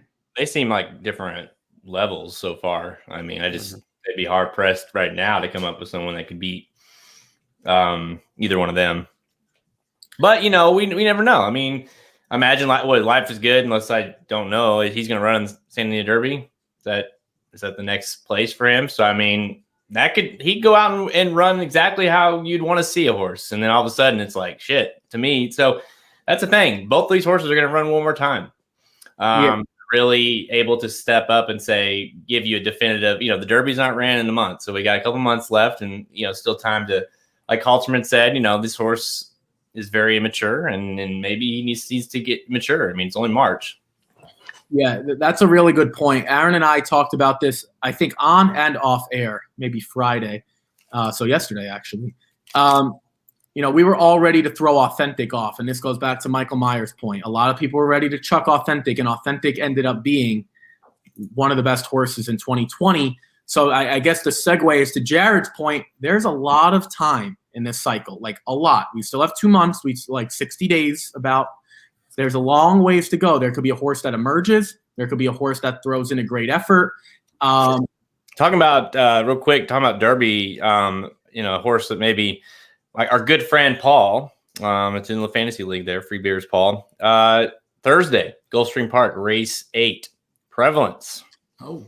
So there you go. Prevalence going to finally get back to the track on Thursday, March 11th at Gulfstream Park, the 8th. It's a small field. It's a field of, I think there's only 5 in there, 6 maybe. But yeah, he's back. So, obviously had to miss some time, and now he's back. So probably from there, hoping to get somewhere, right? To get to Derby prep. So we'll see. Yeah, Aaron and I obviously will be covering that Thursday, and I'm sure we probably already found our single, and that's probably Prevalent. Yeah, no, exactly. And to Jared's point, like there's a long ways to go in this sequence. We're always, as horse racing fans, we're always ready to go back to the next horse, right? And Prevalence is like we kind of out of mind, out of sight. But Prevalence, what if Prevalence airs the field by 10 in an allowance race where it's almost a paid workout? Probably going to be what, Aaron? You're better at this than me. Between what, 1 to 5, maybe? Oh, 1 to 9. So, right, 1 to 5, 1 to 9. What if he airs the field? Everyone's going to say, all right, well, what about Prevalence? So there's a long ways to go. We have a few comments maybe that we can get to. Right here, Mike Smith says the drifting has to do with the video screen. That'll go well with the huge screen in at Churchill Downs. Yeah, I don't know about that one. if it is, just throw blinkers on them. Not like the horse is next to anybody anyway. Well, here's the deal: if you're gonna throw the blinkers, you got to do it for the Santa Anita Derby, right? Yep. Yeah. So maybe we'll see that. But again, a speed horse, you throw the blinkers on. Ooh, you don't know. Maybe he goes. Right. Maybe he hates it. Yeah. Yeah. So that's kind of scary. And again, though, I mean, maybe that's true. Maybe it's not. It's immaturity at this point. Maybe he drifts out going a mile and 1/8 because he's tired. But we'll see. Listen, I'm not going to beat this thing to death. I mean, I'm the only one that likes him, and so I think. I think we all have him second. Well, no, I got to cut everyone off because I never gave my opinion.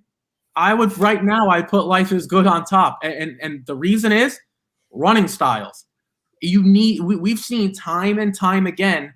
If you want to be a closer and win the Kentucky Derby, it might take something extraordinary, and maybe Essential Quality is. But Aaron and I talked about this off air, and we do agree a lot. I'll be the first to admit. You want to be on or near the lead. So right now, if I'm taking running styles, and I don't care about the drifting either, personally, I'm taking Life is Good. And I understand Life is Good would probably be the favorite if they entered the gate tomorrow. But Vinny talked about it. You could put blinkers on a horse, and maybe that would work. Maybe it wouldn't. That's not for us to decide. But if there's no one next to him, and there's no one that's going to be able to keep up with him, Essential Quality might be chasing air. Like he might be chasing wide open lengths, and maybe he can make it up, maybe he can't. And maybe the drifting out is worth 2 lengths or so. So no, Aaron, I have to disagree and agree with you because I am on Life is Good. I mean, I meant to disagree that you're the only one. I'm with you. I'm with Life is Good. So Aaron and I guess, are on Life is Good. So that makes it 3-2. But yeah, so I do think we saw the Kentucky Derby winner today. And we'll find out what he's made of next time out. We do have 2 minutes to the Honeybee Stakes. If you guys were interested, this 7th race at Santa Anita was a win, pretty easy. Whisper Not got out to a crazy lead, barely, I don't want to say barely held on, but the lengths were shortening. The strides were shortening. It got scary. Pretty It got scary for a single. Yeah. It got scary for my single. Yeah. Rip City, you know what? Rip City did a fantastic job to even close that distance because a lot of horses would kind of just quit. That horse was motoring the winner. Golly. Yeah, I was where after the first quarter, I was like, uh-oh. And then the half, I was like, uh-oh. Yeah. The half is when I was about shit my pants. I was like, oh boy. Because I told a bunch of people, I said, play the pick 6 as a pick 4, go single, and then play the pick 6, the 4 races left as a pick 4. That's what I did the same. I did this. Me and Nick did the same thing. Yeah. It was like, I was scared. That was scary for a second. We have one. I want to get to one comment before we shift to Oaklawn with a minute left. Anyone want to hop in real quick? How good will Life is Good be if he gets straightened out? And that might be a scary thought. I'm not. I listen. I'm sure everybody listening will hold it against me for the rest of my life, like Michael Myers. But guys, I don't even think it's close. I think he's so much better than the rest of this crop. It's just the 1.25 miles. That's it for me. Anyone else want to hop in before we get back to Oaklawn? I mean, if he doesn't drift, he probably wins that race by what, 15, 20 lengths, and it's like there's no question, like nobody's even questioning it. So yeah, if he gets straight, if he runs straight, he beats everybody easily. And one thing we did talk about, Aaron and I at least talked about it, and I'm sure everyone did. This was a good field coming into this race. Like no one was making a mockery of this field. So it's not like Life is Good beat nobody. And to Vinny's point, he might have been able to do it by 15. We all were like, this is competitive. Oh, this is really good. Oh, this is really good. This is gonna be a tough field. He goes out and he airs by 8, and I'm the only one that thinks he can win the Derby now. I mean, I don't get it. All right. I'm with you. I think he's a Derby winner. I mean, I'm with you. Don't alienate yourself. I never that horse wasn't going to win by multiple lengths. So I don't know what you're talking about. Oh. Okay. All right. Well, that leads us into the Honeybee Stakes. Dr. Miranda gave us a preview. Hopefully she's right. She's done a fantastic job with the previews. Right now, Coach is the favorite, and Coach is off to the start that I thought, but she's going to get a little pressure, and it's Olivia of the Desert who's pushing, and Coach is sitting a poor trip, going to be really, really wide. Tabor Hall does a nice job getting to the lead, and Tabor Hall is going to lead them into the first turn with Will Secret sitting the perfect spot, going to sit off the pace there to Olivia's of the Desert, going to track 3 wide, about a length off the lead. Sunpath also tracking, doing a fantastic job, going to set herself up after a first quarter of 24-1. And this is a tightly bunched pack. Right now, Will Secret going to take the lead. Will Secret about a half a length better than Tabor Hall, who tracks in second, relinquishing the lead, but now moving her way up, going to draw about even, maybe a half a length still to the good of Will Secret. Sunpath going to sit the perfect spot, wait for that room to open up. Olivia of the Desert still tracking 3 wide, about a length off the lead. Down on the rails, Willful Woman going to also try to find some room. And then Pauline's Pearl right there alongside them. So we have a bunch of horses. Coach tracking in last. Coach starting to get going on the outside, getting pressured. Tabor Hall going to pressure Will Secret. Sunpath angles into some running room, and Sunpath now gets asked to go, and Sunpath starts to respond. Sunpath starts to make a move 3 wide, but she's going to get pushed. Will Secret still on the lead. Sunpath, Will Secret. It looks like Coach's day is done. Will Secret leads into the top of the stretch. Sunpath going to try to get the best of her here. It looks like a two-race finish here. Sunpath and Will Secret. Will Secret getting the best strides late. Here comes Pauline's Pearl to make a race of it. Pauline's Pearl. Can she get up? No. Will's Secret gets the job done. Dallas, nice horse. Gets the job done. And John Court. So John Court looks like he's going to get a mount potentially moving forward with this. Will Secret. Dallas Stewart comes on and proves us wrong. I had Coach. Anyone initial thoughts? That was a nice race by Will Secret. It was slow early on. She was able to push Tabor Hall out of the way, who I believe maybe passed one horse. But Will Seeker gets the job done. Really no excuses for Sunpath. Sunpath had every chance, every opportunity. Pauline's Pearl runs a nice race at 18-1. I have to start with Dr. Miranda because she race. It would only make sense that Dr. Miranda gets the first call. What did we think of Will's Secret, and how serious are we going to take her moving forward? Yeah, I mean, that's who my top pick was. I really like Will's Secret.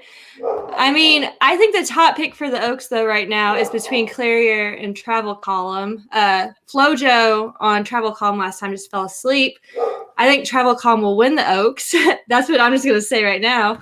But I think Will's Secret has a chance if she can get up on Clarier next time out. But Will's Secret's a very good horse for Dallas Stewart, and that's not something I say very often about Dallas Stewart. But, I mean, I think she had a good trip. Yeah, I think I'll throw it around in order, but Jared put it nicely. Nice horse. We were all doubting Dallas Stewart, and Will Secret gets the job done. By full length, Sunpath really had every opportunity. Vinny, what did we think of Will's Secret for Dallas Stewart? Really good. That was impressive. That was an impressive win. The time looks all right too. That was impressive. Jared, Will's Secret, any prevailing thoughts there? Do you elevate her maybe into the top 3 Kentucky Oaks horses, or are you not that impressed? No, I was impressed. The Oaks thing is seemed like we had a really strong Oaks group earlier on, and now it seems like it's fizzling a little bit. I agree with Miranda actually in those top 2. I love both those horses. I mean, and then in the third spot, I think there's a couple that you could put in there, and definitely right there, I think that horse proved that she she belongs in the conversation. So yeah, I still like the Clarier and Travel Calm maybe turn the tables the next time, but both those two seem they've been battling it out, and I think we're going to see them battle out at least one more time. So I like those two ahead of Will Secret. For me, before I throw it to Aaron, I think Will Secret, I'll be honest, I wasn't overly impressed. And this is the reason why. For one, I don't know in what race she's going to be able to get away with getting to the lead at 24 flat. I'm not sure moving forward how that translates. Now, it's possible that she's able to do it fast, going faster. I'm not taking a look at this race. I didn't like Sunpath. The biggest thing for me, I wanted to see Coach be on the lead. And that's why I picked Coach on top. In my opinion, it was a really poor job by Martine Garcia letting this filly literally be last. That's not where she wants to run. I'm skeptical. I'll be willing to admit if I'm wrong about Will's Secret. I'm not going to just go along with it and say that I love this race. It's not her fault. It's not Will Secret's fault. Moving forward, I'm not sure what we're going to take from this race. That's my opinion. Will Secret beat Coach by 5 lengths last time out. So I don't know what you're saying about Coach. And she gets Florent Drew, and Florent Drew's not even there. He's at Santa Anita right now. So you're getting Martin Garcia on top of Coach, and you're going to pick Coach as your top pick. But that's my point. So here's my point, right? If you have a horse with speed and you're going to put the horse last, this is the result you're going to get. So she hasn't been good since October, though. Like, she did great as a 2-year-old. As a 3-year-old, she has not done that great. Fair enough. That's all I'm saying. No, fair enough. Right, but I'm allowed to come back. If I have a horse with speed, any better. If you bet a horse thinking you're going to get some pace, you're going to put this horse on the front end, and you're last into the first turn, you're going to be upset. Now, again, that's why I put Coach on top, because I thought at least in a paceless race, which it kind of prevailed as a race that was, at least the first quarter, was pretty slow. That's why I thought Coach would be able to get to the front and try to hold on. That's, I thought, the best way she could do it. Obviously, that didn't happen. So that's why I'm looking to Martine Garcia, not thrilled with the ride. Obviously, I was wrong with Coach. I'm just saying I don't know. To your point, Dr. Miranda, who said Coach isn't that good, and Coach was 2-1 on the odds. And obviously, Aaron likes Sunpath. I did also. A lot of people did. I don't think we're all that impressed with Sunpath. So now I'll throw it to Aaron. I don't want to speak for him. I'm going to throw it to him. what are you taking away from this race? Do you think, are you with me? I assume you're not, but are you with me that Will Secret might be skeptical, or are you all in on Will Secret maybe into that top 3 Kentucky Oaks horses moving forward? I know it's really hard to beat Asmussen and Cox at Oaklawn, and this horse just did it, and this horse had to repel both of them down the stretch. I was really impressed. I was very, very impressed. I thought it was a very good pick by Dr. Miranda. I think it took some lady balls to go back to this horse here with the tougher field, and I think she showed them. So, I thought it was a good pick. I thought it was a really impressive race. I guess I would say, Travel Column, Clairiere, those two kind of were the most impressive. I'm not sure if this horse can't run with them, though. And I think if you're going to get a decent price on this horse in the Oaks, you might take a swing. I think price is going to dictate how playable she is. But I don't know how you can't watch this race and say, yeah, that was pretty impressive, because Sunpath was coming up to the horse and no problem. And then it looked like Asmussen's horse was going to sneak up and beat her, and she kind of just rebroke when she saw that horse and said, no, I'll distance myself from you a little bit. I thought it was a pretty good race. Yeah. No, and again, that's the great thing about this sport. You can watch the same race and everyone has a different opinion. And if Will Secret comes out and whatever she's in, whether if it's the Oaks, then that's when we'll see her next, whatever it is, if there's another prep leading up to it, and she runs another good race, then I'll admit that I'm wrong. That's okay. She was good, though. I think Dallas Stewart has a legitimate Kentucky Oaks horse on his hands. Like that's not what I'm saying. But to Dr. Miranda's point at the very beginning, I would probably take Clairiere and Travel Column, and I'm putting them in a different tier. And that's just the way it is. That was a really nice race. It was nice to see Oaklawn get some love on a crazy day. That was their feature of the day. There is still one more to go. If you are alive, please let us know. We'll get you some love here.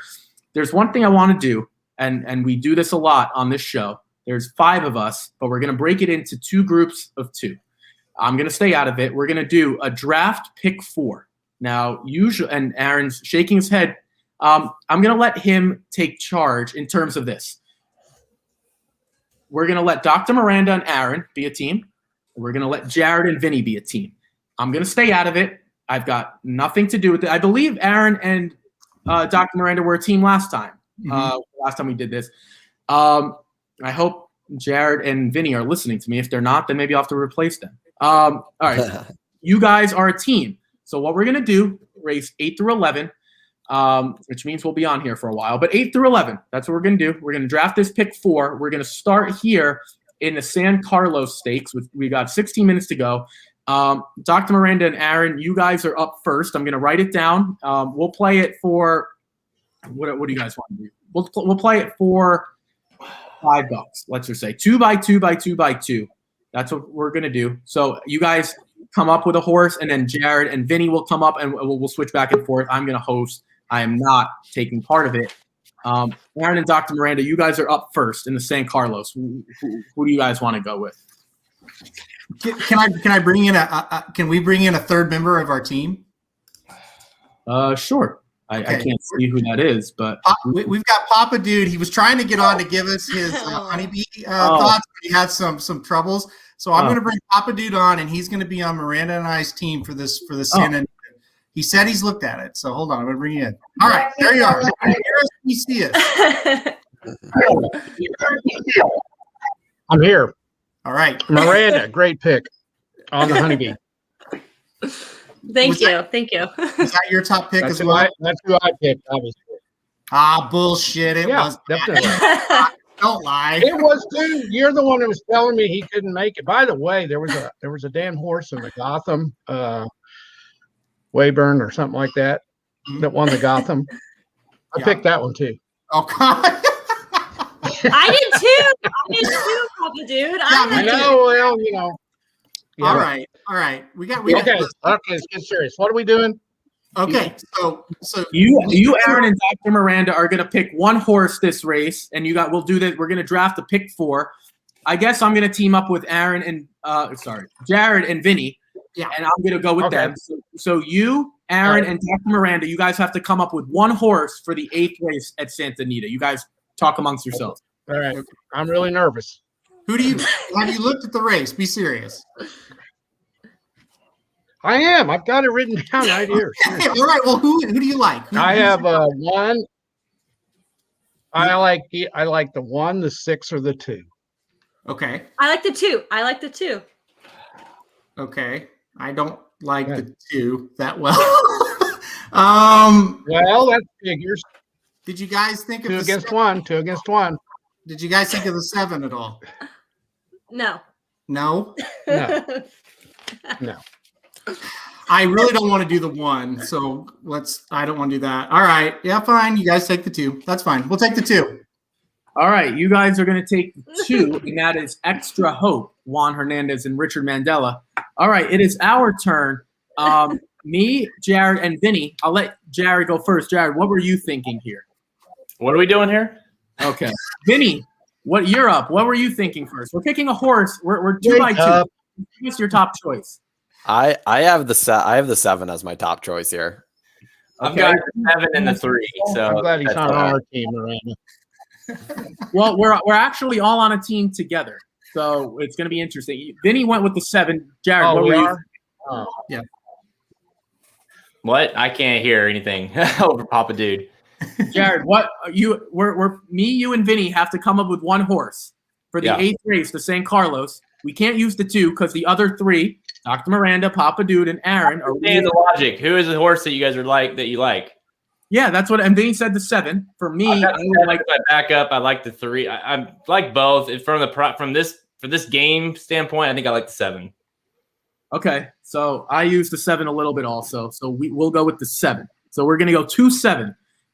I don't love it, but that's what we came up with. All right, Aaron, Papa Dude, Dr. Miranda, race 9 at Santa Anita. What were you guys thinking? We need one horse from you guys. All right. Frank Kilroe Mile. Go ahead, Miranda. Go first. Oh, Miranda. Sorry. I got it. Sorry.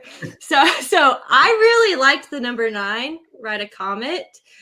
It was between him and Casa Creed, but I went on top with Ride a Comet because he beat Casa Creed last time out and ran a 101 buyer. So that's what my pick was. All right, good. Ride a Comet. No. I'm saying like? that's her choice. That's what I meant. Okay. Oh, yeah. Who do you like, Dad? Great pick. That was supposed to be Lee Corso. Yeah. That fell through you guys. You don't ever get to watch anything because you're watching this crap all the time. Okay. I like the 9 very, very well. I've got him first. And then I like the 6 and I like the 1. I hate the 9. Like, with a passion, I hate the 9. 8 out of 13. You don't like that? Oh, 8 wins out of 13. We'll take the 9. Okay. You guys are the 9. Ride a Comet. All right, Vinny, what are we thinking here? I have the 3 on top. Jared? Yeah, I've got the 3 on top, and I think I like the 3 more than I like the 5. Those are between the 2 horses I like, so I'll let you kind of decide who you like there. I don't like Spirit Animal at all. So I do like Social Paranoia a little bit. So that's where we'll go. We'll go with the 3. Okay. I did like the 7 a little bit if anyone was interested, but I'm okay with the 3. I'm not mad at that. So we're going to go 3-9, Social Paranoia, and the 9, Ride a Comet. Race 10. Please let's not screw this up. We'll let you guys go first because we already know where we're going if you don't, because Jared will probably fire me on the spot. Aaron, Papa Dude, and Dr. Miranda, a horse in the 10th race at Santa Anita. Go ahead, Miranda. Go, Miranda. Go, Miranda. I like the number 1, Independence Hall. Papa Dude? Aaron, like, well, don't fucking say the 1. are we going for a prize? What are we going for a prize or what are we doing? No, it's like do what you've been doing. Name the top 3. Are we name going for a prize? No, name your top 3. Don't worry about price. We've got enough prizes already. You do. Nobody likes my top 3. That's the problem. I Miranda. do. I do. Let's see. I like the 2. I like the 2. I like the 5. Okay. And I like the 6 or the 8. Well, if I had to pick, probably pick 5. Okay. I could get on board with the 5. Could you, Miranda? Yeah, for sure. I'm sorry. I cannot do the 1. I just can't. Okay, so they're going with the 5. Vinny, what do we? In Maxfield. Jared. Yeah, I mean, if we, it depends. Like if we're going Maxfield, like obviously, it's my boy. I like Idol, like for a price standpoint, but same here. Well, we're doing this for $5, so we don't have to worry about getting a price in there. Maxfield. Let's get Maxfield. Yeah, I'm sorry. Aaron's gonna have an aneurysm. Yeah, we're taking Maxfield. I'm not not messing around here. I'm all in on Maxfield. And again, we're playing this 2x2x2x2. So we don't need to beat anything there. All right, final race. If we're alive, race 11. We're not going to be, but we probably should have broke this up a little bit more, but I didn't think we would get the 2 and 7 in. Okay, I'm not going to go through it. Okay, the 11th race, you guys are up. I like the 2 and the 5. Okay. 2 and the 5. 2 and the 5. I have to admit, I'm just not doing that one. The 5 was 30 to 1. There's a price. The 2 is 30 to 1. Oh, no, 2 and the 5. Are you kidding me, Miranda? Nick likes the 2. There you go. See, Alfred, you were on the right. No way. And I love it. Okay. I don't have a real good opinion on this one. So that's great. So she has 230 to 1. I didn't know I was going to do this. I was only prepared for the 3 stakes race. So I'm just looking at this. I'll go 10. Okay. You like the 10? Okay. I'll go 10. That's not bad. After looking briefly, that's not bad. My day was going so well. I see the trainer got on Mafford. It ain't too hard to pick. Well, this is tough. Listen, that's a good point. This is a tough race, but that's a good point. You can't go wrong with Baffert. Yeah. We're not going 2-5. Sorry, Miranda. Yeah. Do you like Baffert at all here, Miranda, or no?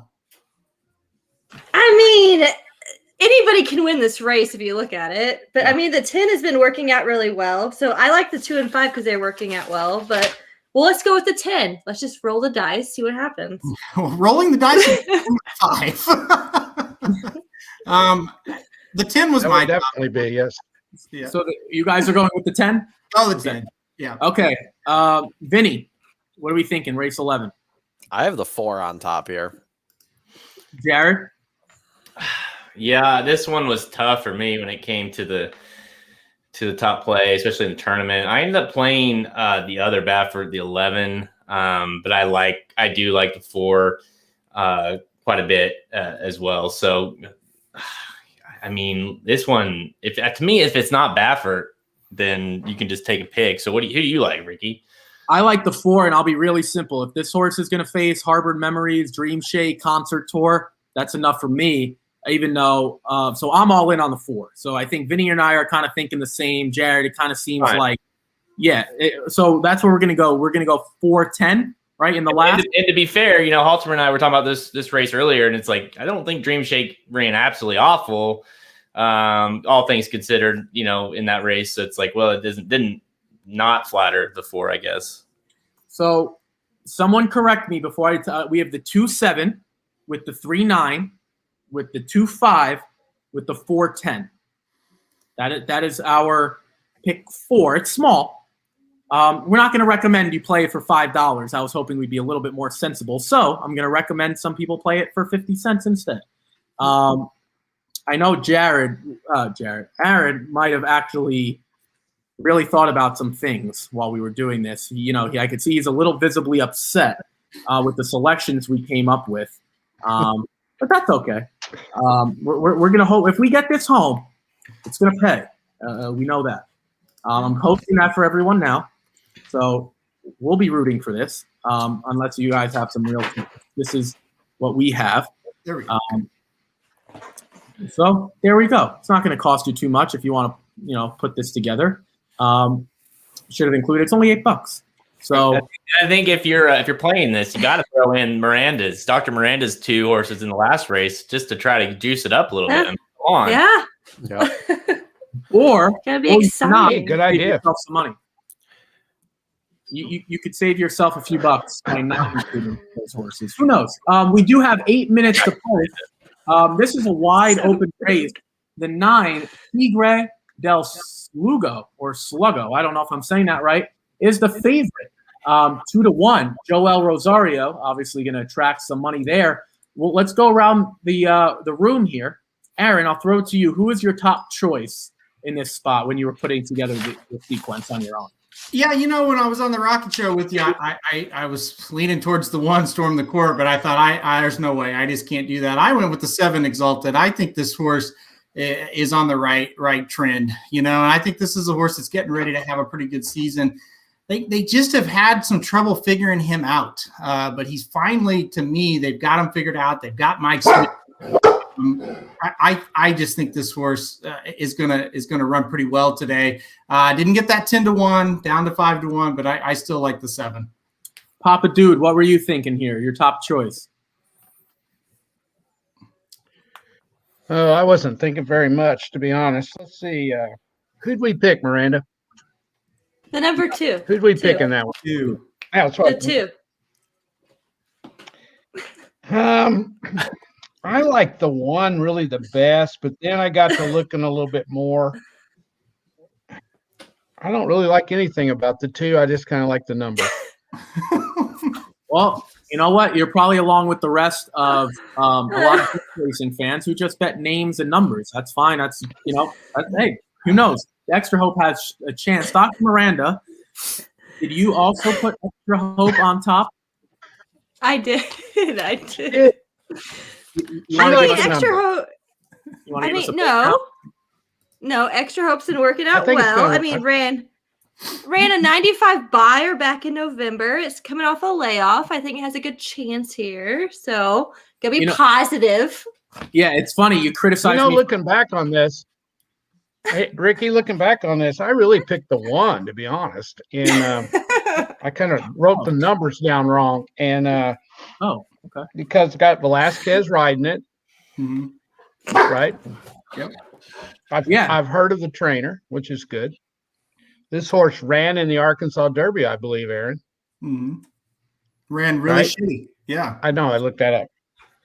But I know it did. But I like the 2 also. Yeah, it's funny, before we get to Vinny, Dr. Miranda made fun of me for liking Coach, who ran well last year, but Extra Hope also ran last year as well. So here we go. I'm equally, I like Coach. Yeah, you like Coach also. You weren't the only one. That horse ran like shit, but that's okay. Vinny, I did. I was on Coach also. It's fine. The horse still hasn't crossed the wire yet. Vinny, who is your top choice in the 8th race? It was tough for me between the 7 and the 1, honestly. But Baffert, it's not Baffert. Mike, I feel like Mike Smith on this horse. He seems like he's figured him out. So I ended up with the 7 on top. But I hate the price right now on Storm the Court. But he's on all my tickets. Jared, for you, your top choice in a wide open event. Yeah, I like the 7, but we've kind of touched on the 7 quite a bit, and obviously we have on the ticket. I liked. I was between the 7 and the 3, to be honest with you. So how about the 3? Now with with Peter Miller and cutting back, I think this horse, getting obviously when this horse and in the past has ran some decent buyer figures, obviously going a lot longer, I should say, last several efforts. Cutting back, we know Peter Miller, he's magical, right? So I think that 17-1 prize, sign me up for that. We didn't talk about the horse that I put on top. Now is the 6 Brickyard Ride. I kind of like this horse on the stretch out a little bit. I think Brickyard Ride, Aaron and I talk about this all the time. These 7 furlong races are interesting. Do they play out more like sprints or do they play out more like routes? Do they play out more like a mile? I don't know. I think Brickyard Ride's more than capable of getting to the lead and taking this field gate to wire. We're going to find out a little bit about the distance. Maybe Brickyard Ride is good enough to get this distance. Maybe not. But I thought that horse was interesting. 3-1 on the morning line, floating up to 9-2 into that 5-1 range. And and look good in the return in his 2021 debut. They are getting to the gate, kind of making their way to the back there. This comment comes in. New show idea, the Papa Dude and Miranda Hour every Saturday. Hey, I'll be more than happy to host it. I'll be more than happy to put it together. If we can make this dynamic duo a thing on the Racing Dudes, then why not? Let's put it together. You got to talk to those two people. Aaron, Jared, they are the ones who could put this together. Steve says the show would be Sunday after the races. We don't have enough time in the day for them to go all the races. But that's not a bad idea. Sunday recapping show with Papa Dude and Dr. Miranda. All right. Anyone else want to chime in? Any final thoughts as they're entering the gate here? Any final thoughts from anyone? I thought this was definitely the most wide open race of the sequence, other than maybe the last. So I think this is one that could produce a price for sure, and hopefully it does. We got 2 longer prices. So. Yeah, we have the 2 Extra Hope and the 7 Exalted. They're all in the gate and they're off. A pretty even start. It's Tigre del Sluggo battling with Loudmouth, and here comes the 6, my 6 Brickyard Ride, who we thought would get to the lead. Storm the Court. Tested by Storm the Court, who gets back to the dirt in quite some time. But there's Brickyard Ride at 5-1. A good start for Alexis Centeno on Brickyard Ride. Storm the Court tracks about a length and a half in second. Then we have Loudmouth with a half the length off the pace there. They're going pretty quick. Wow. Early on, Tigre del Sluggo trying to keep up in fourth. This pace is hot, folks. We have Major Cabby already losing ground. Extra Hope struggling to stay with this field. Then we have Exalted, a well back, about 8th now. And then we have Manhattan up and the 5 Strong Constitution. But this pace is hot. Alexis Centeno going to try to go gate to wire, but the lengths are starting to shorten a tad here. Brickyard Ride still going strong, and it looks like Brickyard Ride starting to kick it into gear. Here comes Brickyard Ride. Storm the Court going to try to make something out of this one, but it's Brickyard Ride strong on the front end. The Rocket Hour top choice by your own Ricky Pasternak looks like he's going to go gate to wire. If Alexis Centeno can get another half furlong, and Brickyard Ride is gone. Gate to wire, Brickyard Ride. Really happy I got my influence in the draft pick 4. Brickyard Ride easily 121 and 2. Alexis Centeno gate to wire. I wish I just played my own ticket. Alexis Centeno gets the job done. Aaron, I'm going to throw it to you. I thought this was a race that for some of these horses, 7 furlongs might be a tad short. This horse just went out, took the lead, and was gone from the start. That was really impressive because I was watching the 7 the whole time thinking this is setting up beautifully. And, the 6 just did not come back one step. That was just an impressive race. Good pick by you, Ricky. That horse just didn't come back to him at all. Yeah, Alexis Centeno gets the job done there again. 5-1 Brickyard Ride. Jared, what did you think of that gate to wire finish? 21 and 3 for a 7 furlong race is mightily impressive. We thought that race would collapse. What did you think? Yeah, I mean, obviously I was watching my 3 and 7 thinking, gosh, like Hawthorne said, here we go. This is going to fold, and these horses are going to, it may not have to be great, but they're just going to pick this thing off. But yeah, I mean, that was great. I mean, this gate to wire fucking ran them off their feet basically, and no one could do anything at the end. So that was impressive for sure. Vinny, we'll go down. We'll go down here. Vinny, what were you thinking? Brickyard Ride, were you thinking the strides were getting a little short, or were you thinking Brickyard Ride had it home from the minute they got to the top of the stretch there? Yeah, I mean, at the half, I was just like, okay. And the 7 started moving at the half. I'm like, the 7's just going to swallow this field up. Mm-hmm. He was moving great, and then they right when they straightened out, it was like, okay, probably the 6 looks like the 6 is gone. I mean, that was impressive. I mean, that's a serious time. Yeah, that's a really serious time. That's fast. Yeah, like that's I would not. What was this? It was a great. I mean, this is like this puts him up there with like being considered one of the best sprinters early on this season. I mean, that was ridiculous. Dr. Miranda. I'll throw it to you. What did you think of Brickyard Ride and the job that Alexis Centeno did there? Yeah, I'm looking at the PPs right now, and I feel like I just like overlooked this horse a lot because if you look at the workouts, it's been working out bullets, did a 6 furlong in a minute 10 seconds. Like, I feel like I totally missed this horse, but it's fine. On to the pick 3, right? We'll see. We'll see. You got. We'll put that together. Maybe we could do that. Papa Dude, what did you think? You're the final one. Give us your opinion on that ride. 5-1, just got away from the field before you could even blink. Well, I had him as one of my 3. I did. I had him 3rd.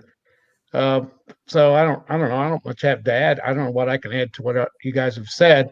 You are really impressing me, Ricky. Oh, you know what? I do appreciate it. Your picks are unbelievable. I would say this, you kind of patted yourself on the back a little too hard there, but other than that, really impressed. No, I appreciate that. Hey, you know what? I don't gloat too much. Is that the only one you got right today? No, that's not. Okay. But I do appreciate that. It means a lot. We do have a quote here. I'm gonna try to get this short. Basically, Mark Casse was really, really impressed having to go wide, kind of after Hidden Stash. I think Hidden Stash was 5-2. Mark Casse, based on this quote, seems that this is a legitimate Kentucky Derby horse, and he's excited about it. It's a Derby horse. Okay. I just hope he stays healthy. Last year we had Mr. Monomoy win the one of the editions of the Risen Star there, and then he never ran again. So I just hope he stays healthy and he can at least make it the gate. Yeah, that to Vinny's point, that would be nice if he could make the gate. Yeah, it's just one of those things. They are really, really excited about this horse, and who blames them? A lot of people fade Mark Casse in these types of spots. Obviously, the Woodbine thing for me, I was concerned about. I did like Helium. I don't know, Papa Dude, did you hear me like Helium? You might have missed that one also.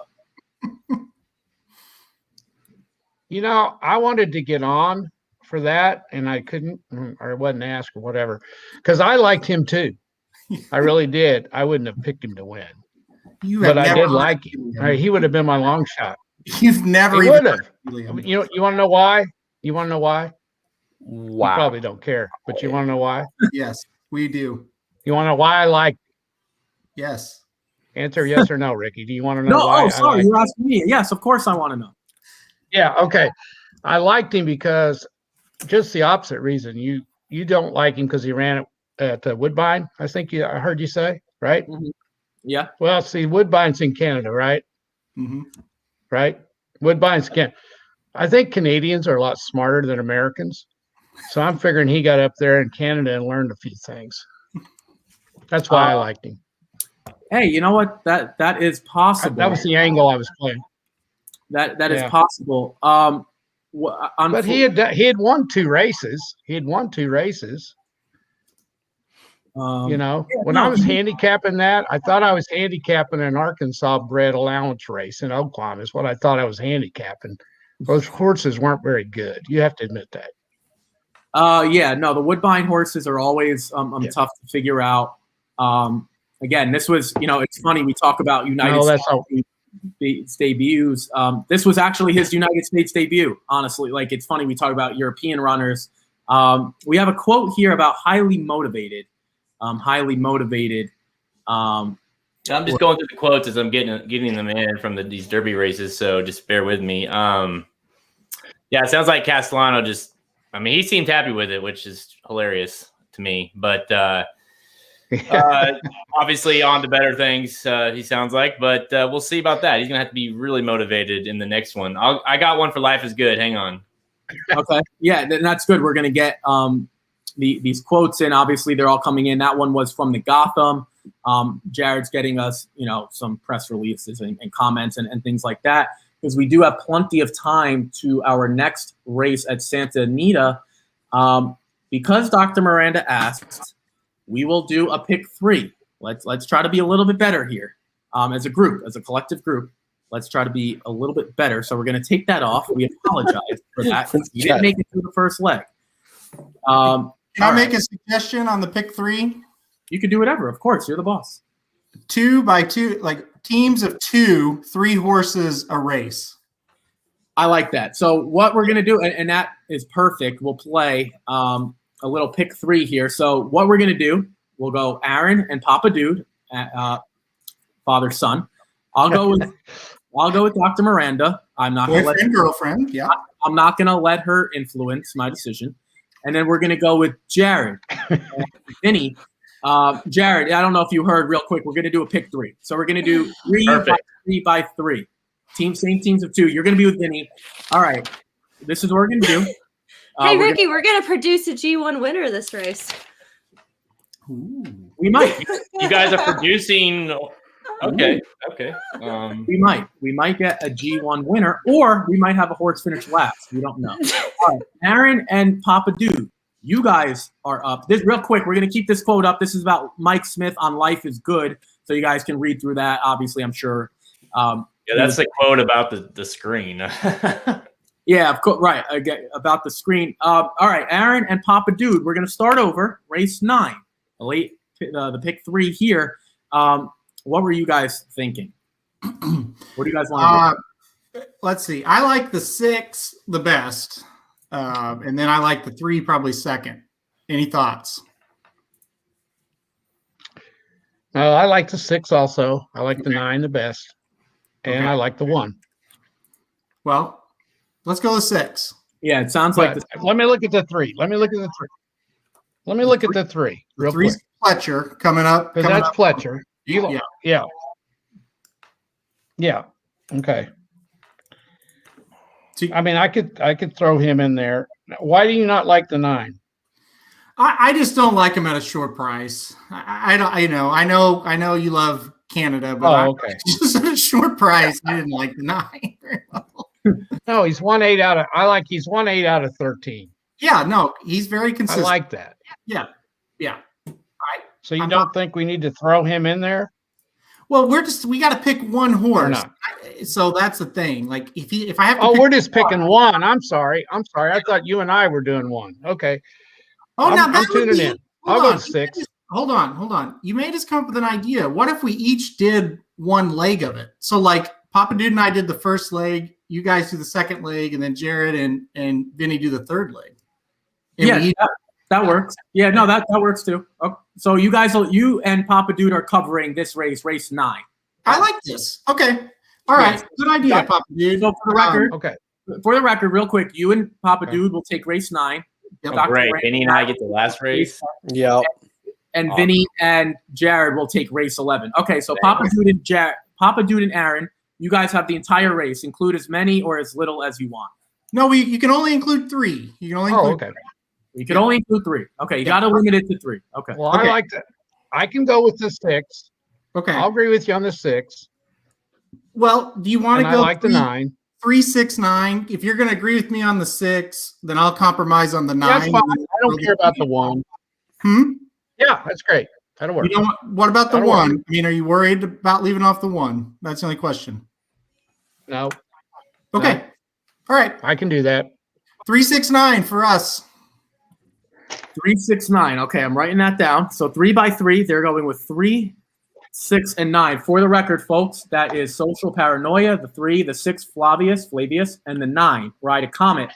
All right, Dr. Miranda, what were you thinking here? We got 3 horses to use. I like the 1. That's it. You only want to give us 1? I mean, you're gonna pick some, I'm sure, right? I'm sure you're gonna pick. We're gonna have to go with Maxfield because it's probably gonna win. And then the third choice, I'd go between the 5 or the 8. So you pick between 5 unless you like a different horse. Tis a Magician, I don't think has no chance. So sorry. In my opinion, I wouldn't pick King Guillermo to run a toddler. So I'm not using that. Okay. That's just me. I won't use King Guillermo at all. So what were your other 2? We have Maxfield down. I think that's obvious. I like the 1. I can get on board with the 1. So we have the 1 and the 2.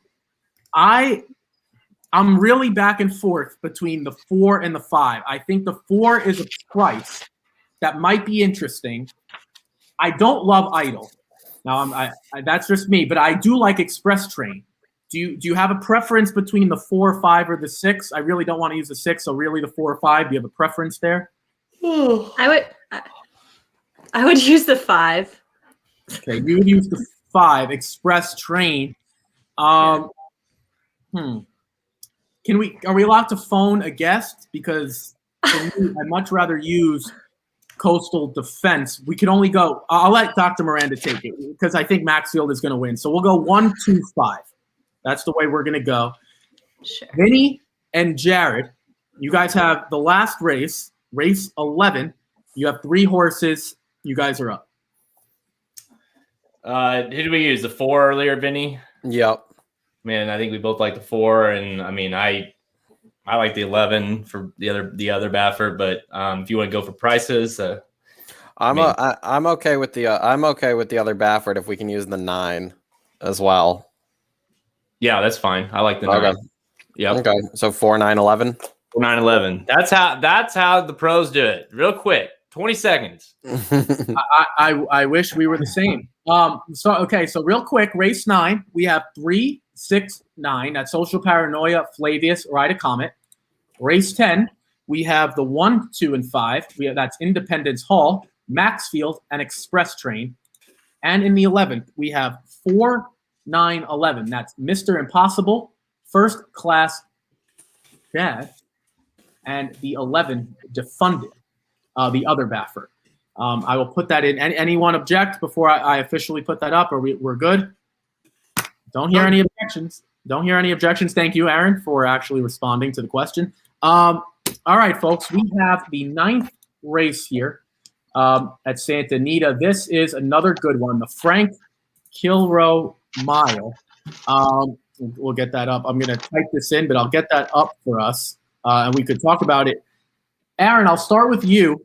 Obviously, you and Papa Dude came up with 3, 6, 9, but who did you put on top?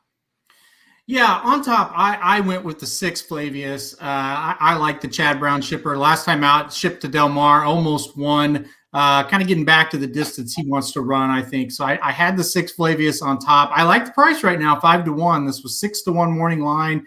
A little worried it would get bet, but not too bad. So I did like Flavius. Just to touch on the 3, this horse is great at a mile. You look at this horse at a mile, very, very talented, very good track record. And another East Coast horse coming over to the West. I think Pletcher's done a really nice job spotting this horse here. And now we're getting 6-1 on this horse. And this is another one that I thought would take more money. So the 6 and the 3 were my top 2. I just felt like the East Coast horses are just going to kind of outclass the West Coast horses here.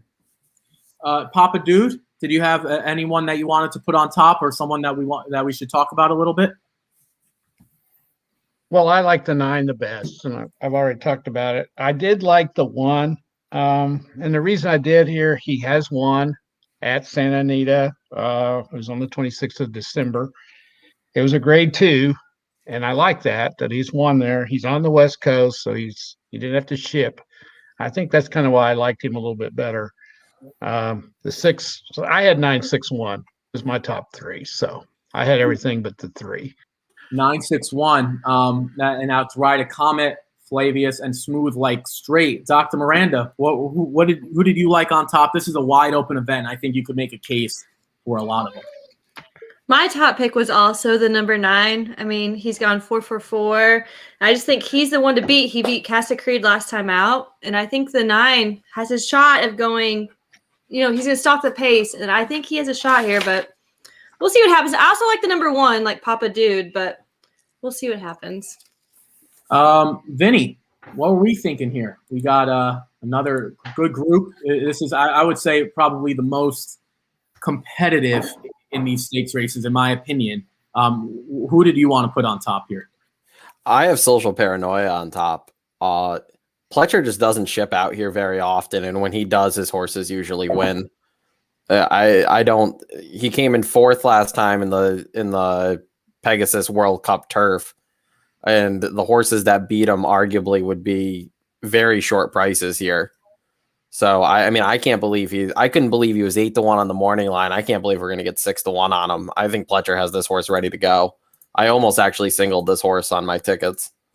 Yeah, Social Paranoia has done really, really well. lost to Colonel Liam and Largent and Cross Border, but we can't blame social paranoia for that one, obviously, coming out of the Pegasus World Cup turf. To Vinny's point, doesn't really ship out here. This horse has never been west before, so that's going to be something different. For me, we didn't really talk about the one all that much, so I'll do that. Smooth Like Straight. I don't think Smooth Like Straight is good enough to ever travel. I've been on the record saying that, and you can see if you guys are looking. The last time, in the American at Churchill Downs finished 4th, that was a long time ago, but I really, really do like him when he's out here, when he's out west. I think Smooth Like Straight is an interesting horse. This kind of looks like a race on paper where I don't know how much speed there's going to be. Again, we saw with Brickyard Ride last time out, completely different races. But I just think that this horse has the ability to get to the front and maybe take him gate to wire. So for me, Smooth Like Straight, I think Papa Dude used Smooth Like Straight as well. This is a wide open event. I just want to get to a couple prices. I think there was a pick 4. They didn't pay a whole heck of a lot, only $22.95 for the last one. Obviously, a lot of short prices. So right now we're in the thick of this sequence, and the pick 6 sequence, the pick 5 sequence, and we just kicked off the first leg of the pick 4 with Brickyard Ride. There's a couple comments. Someone asks, how are you guys doing in the free NHC? Myself, I'm not in it. Aaron's shaking his head. Aaron, are you not in it, or are you not doing well? No, I'm in it, but I'm not doing well. I don't think. Well, Miranda, how are you now? You were in the top 100 at one time. I'm 191 right now, so I don't have a chance to win, but unless like some weird prize comes like the last leg, but yeah, we'll see what happens. I mean, yeah, that's still, when you think there's over 2,000 people playing, that's still not too bad. And you were, what were you, like 10th or 11th on Friday? I was 9th. 9th. Sorry. Yeah, I tried. I'm still pissed off about it, but it's fine. I was so close. Yeah, with 2 races left, Miranda had a chance, and the horse she had in the second to last race was 3rd and ran a pretty good 3rd, and then her horse in the last one. So got very close. So yeah, but anyway, I don't think anybody's doing any good. Oh, here you go. Christopher Potts says he's in 738th. You're beating him at least. That's good. Hey, you know what? Again, being in the hundreds, like the 100, 101 through 200 or 199, whatever, it's still really, really impressive. Obviously, a lot of people joined today. Obviously, Mike Somich tweeted something out that it was free. All you had to do, I think, was be a member. And a lot of people did. Christopher Potts says that's a top 3rd. Yeah, it is. But so your 738th is not the top 3rd. But it's borderline, right? Really, it's definitely top 3rd, isn't it? It's top 3rd. There's 2,300 people in it. Yeah. 1 through 1,000, 1 through 999, 1 through 999. Math, you're just not great at math equations. I was thinking top quarter. Yeah. Okay, yeah, top 3rd. Yeah, I think Dr. Miranda would say, what is she? She's top 15? I don't know. Doing really, really well, and doing a nice job under the Racing Dudes umbrella. Too bad we didn't get aboard a little earlier. Again, she was like 100, doing really, really well earlier. And you never know, maybe a long price. Maybe we can get a bomb home and Miranda could shoot up the leaderboard. We've got 8 minutes to go in the Frank Kilroe Mile. There's one horse we didn't talk about, and that's Hit the Road, who comes into this race at the moment as a 3-1 favorite. Aaron, I'll throw it to you. It's weird. We didn't really talk about Hit the Road at all. I don't think any of us actually mentioned Hit the Road, and Hit the Road is the favorite. Now, whether that is a connections, Florent Giroux, Dan Blacker, maybe that's why. Maybe give us a brief indication or what you think, why we didn't use Hit the Road, and maybe why Hit the Road taking so much money. Well, first of all, I think we have to sharpen up your math skills on the Rocket Hour next week. That's going to be a priority of mine to kind of go over that. My dad is a teacher. Maybe he can come in and we can kind of help you out. So anyway, Hit the Road is a horse I considered, right? But man, I am shocked this horse is the favorite. I just, there were 4 or 5 other horses that I just preferred a little bit more. Now, this is a tough race. It's wide open, but I can't believe the 2 is 3-1. I'm in shock. I don't want any part of this horse as the favorite. If you would ask me this question about Hit the Road and he's there at, honestly, he probably would have to be like 8-10-1, then sure. But as a favorite, I just don't want any part of this horse. I think there's other horses that have a bit more class. Anyone else? Was anyone else interested in Hit the Road? I mean, 7-2 morning line maybe won't go off as a favorite, but this is a horse that we didn't talk about at all. Papa Dude, did you like the 2 at all? Hit the Road?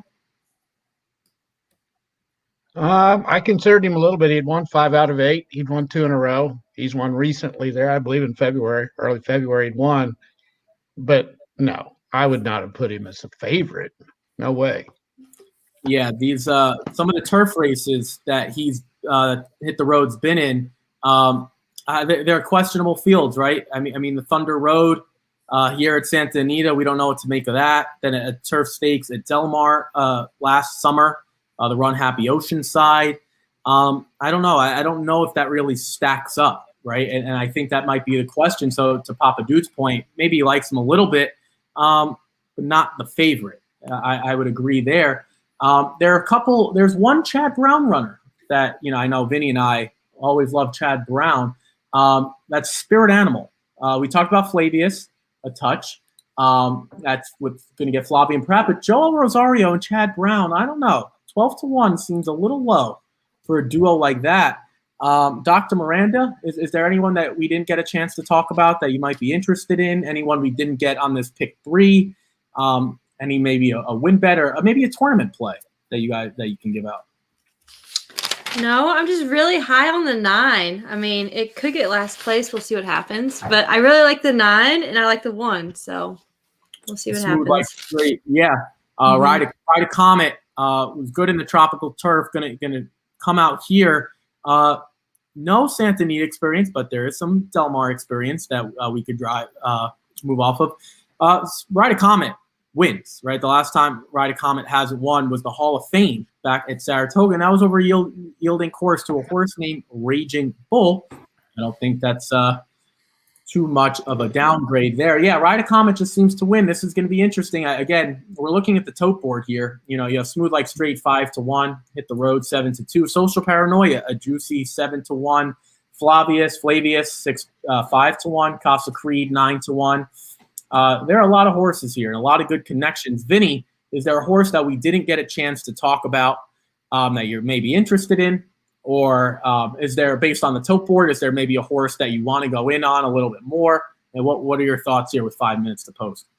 Yeah, I mean, a horse we haven't touched on, I think, is the 4, Royal Ship. I mean, he's coming off a layoff, and he hasn't run on turf since October 3rd of last year. He's a first-time gelding, and he didn't win, but he lost to Mo Forza twice, who everybody was in love with. But I mean, if you play speed figures, I mean, his buyers stack up on the turf with everybody in this race. His last turf race was a 97. His other one at Del Mar before that was a 96. If he runs a 96 or 97 here, he fits with the rest of this field, and he's 18-1 with Mike Smith. It's not terrible. No, not at all. I'll let everyone kind of touch on that point. Jared, obviously, real quick, I'll throw the 4 Royal Ship around. We'll bounce that off. Is there a horse that we haven't talked about, or if you're looking at the tote board, maybe a horse you're even more interested in now, Jared? I know you're away for a little bit. Did anybody talk about the 5? Briefly, but you should talk about Spirit Animal. We barely talked about Spirit Animal. Yeah, I mean, I for that 12-1, 13-1, I guess, price, I coming off the little bit of layoff and then, ran, 6, beating only 3 1/4, count again, Flavius who were in here. Another break, comes back. I mean, obviously, the Chad Brown streak continues, right? I mean, he can't buy a winner, it seems like, these days. And we saw it earlier with Highly Motivated, the heavy favorite in the Gotham. But yeah, I mean, Spirit Animal coming out here at this distance, likes this distance. Obviously it tracks Rosario think there's a lot to like in terms of you're getting 9-2 on Flavius, and you're getting 13-1 on Chad Brown, Klarovich, Rosario, and it wasn't like Flavius just completely stomped him last out in Seabiscuit. Yeah, it's funny we talk about the Chad Browns. Flavian Pratt gets the call. Flavian Pratt hasn't been on this horse at all. We look at Spirit Animal. Joel Rosario hasn't been on any of those. So this is interesting. It's kind of like, and I'll be honest, at least on my end, I don't have any knowledge. It's like if you're Chad Brown, which one do you go with? None of these riders have any experience on either horse. Maybe obviously Joel Rosario does a fantastic job coming from behind. Maybe Spirit Animal has a little bit of a later kick than Flavius, which makes sense. Maybe the riding style. Did anyone kind of consider that, right? Because it's weird that we see two top-notch jockeys with no experience, and Chad Brown gets these two and says, all right, where do I make this decision? It's a tough call. I thought that was interesting. If anyone has knowledge on that, please, or a thought, please chime in. I actually do. I heard an interview with Chad Brown earlier in the year on the Barn with Jason Beam. It was a really good interview. He sounded like a human being for the first time maybe ever. And I thought, wow, he actually sounded like somebody that you'd want to sit and have a conversation with and not be bored to death. He basically said with riders, it's all about this type of horse, and he'll match the rider to the type of horse. And he readily admitted, he said, when you're the size of my barn, I have enough good horses where I can get the good riders. So I can kind of sit here and pick and choose who I want. So it's all about the style. I think with Flavius, he thinks the horse is going to be involved a little bit early. He likes that in California with Flavian Pratt, and then with Spirit Animal. I mean, obviously, I think kind of the behind the pack closers. That's what he's going to throw Rosario on. And he said, I do that in New York as well. And if I need a horse to sit mid-pack and save ground, I put Irad on it. If I need a horse to go, I put Castellano on it. So he's not one of these guys that just has his one dude that he'll ride. He likes to pick and choose and try to fit the jockey's riding style with the horse. And it's such a luxury because there's not many trainers out there that have the luxury to just go pick any jock they want. Yeah, that's a fair point, right? And that was kind of my point. Like Spirit Animal probably going to come from a little bit further out. Joel Rosario fits that. Flavian Pratt is a great mid-pack rider, keeping him a little bit closer, and that's where Flavius is probably going to be. We're entering the gate here. This is a good group of 10. Good luck to anyone out there who's still alive. If they were able to get through that race, we are now in the back half of the pick 6 sequence, race 2 of the pick 4, and race 3 in the mid-pack of the pick 5 as well. This is race 3 of 5 there. Hit the road. Still the favorite. Florent Giroux making his way out west for Dan Blacker. Still going to be the favorite. Maybe one more tick of the odds. Won't be. This is a nice race here. This is the Frank Kilroe Mile. $400,000 on the line here. There's Ride a Comet into the gate. They're all ready to go. We're waiting for Flying Scotsman. That's Jack Sisterson and Tyler Bates. Flying Scotsman is in, and they're off. Clean beginning for everyone. Social Paranoia, good start. And there is Smooth Like Straight. Smooth Like Straight is going to get out to the front, and here's Flavius as well. And here comes Flying Scotsman, who is flying, literally flying, to get to the lead. And you know what? Tyler Bates, those were probably the instructions, so he gets the job done in terms of that. So Smooth Like Straight, 5-2 favorite. A massive odds jump for Smooth Like Straight. The first quarter up in 23 flat. We have Flavius tracking in third, about a length and a half, while Smooth Like Straight with Hit the Road down in fourth. And then we have Casa Creed, who's 11-1, about fifth mid-pack. And then we have Social Paranoia down on the inside, sitting right behind Hit the Road. Then we have Ride a Comet sitting where Ride a Comet right about 7. Then we have Royal Ship, count again, and Spirit Animal, the half up in 47-1. And Flying Scotsman still flying on the front end, doing it pretty comfortably. But Smooth Like Straight, not going to let that happen for long. And Smooth Like Straight now drawing up about a half length behind to Hit the Road, follows that move with Flavius right there as well. So here's Flying Scotsman, and Flying Scotsman starting to fall out of it. Smooth Like Straight now gets the go-ahead to take the lead, and here comes Flavius on the outside. Flavius And Smooth Like Straight looked to kick on. Here's got no row. Flavius, Smooth Like Straight, Flavius, and down on the rail. Here's Hit the Road. It's a three-way race here, and we have the 7 Casa Creed flying. This is Hit the Road. Hit the Road.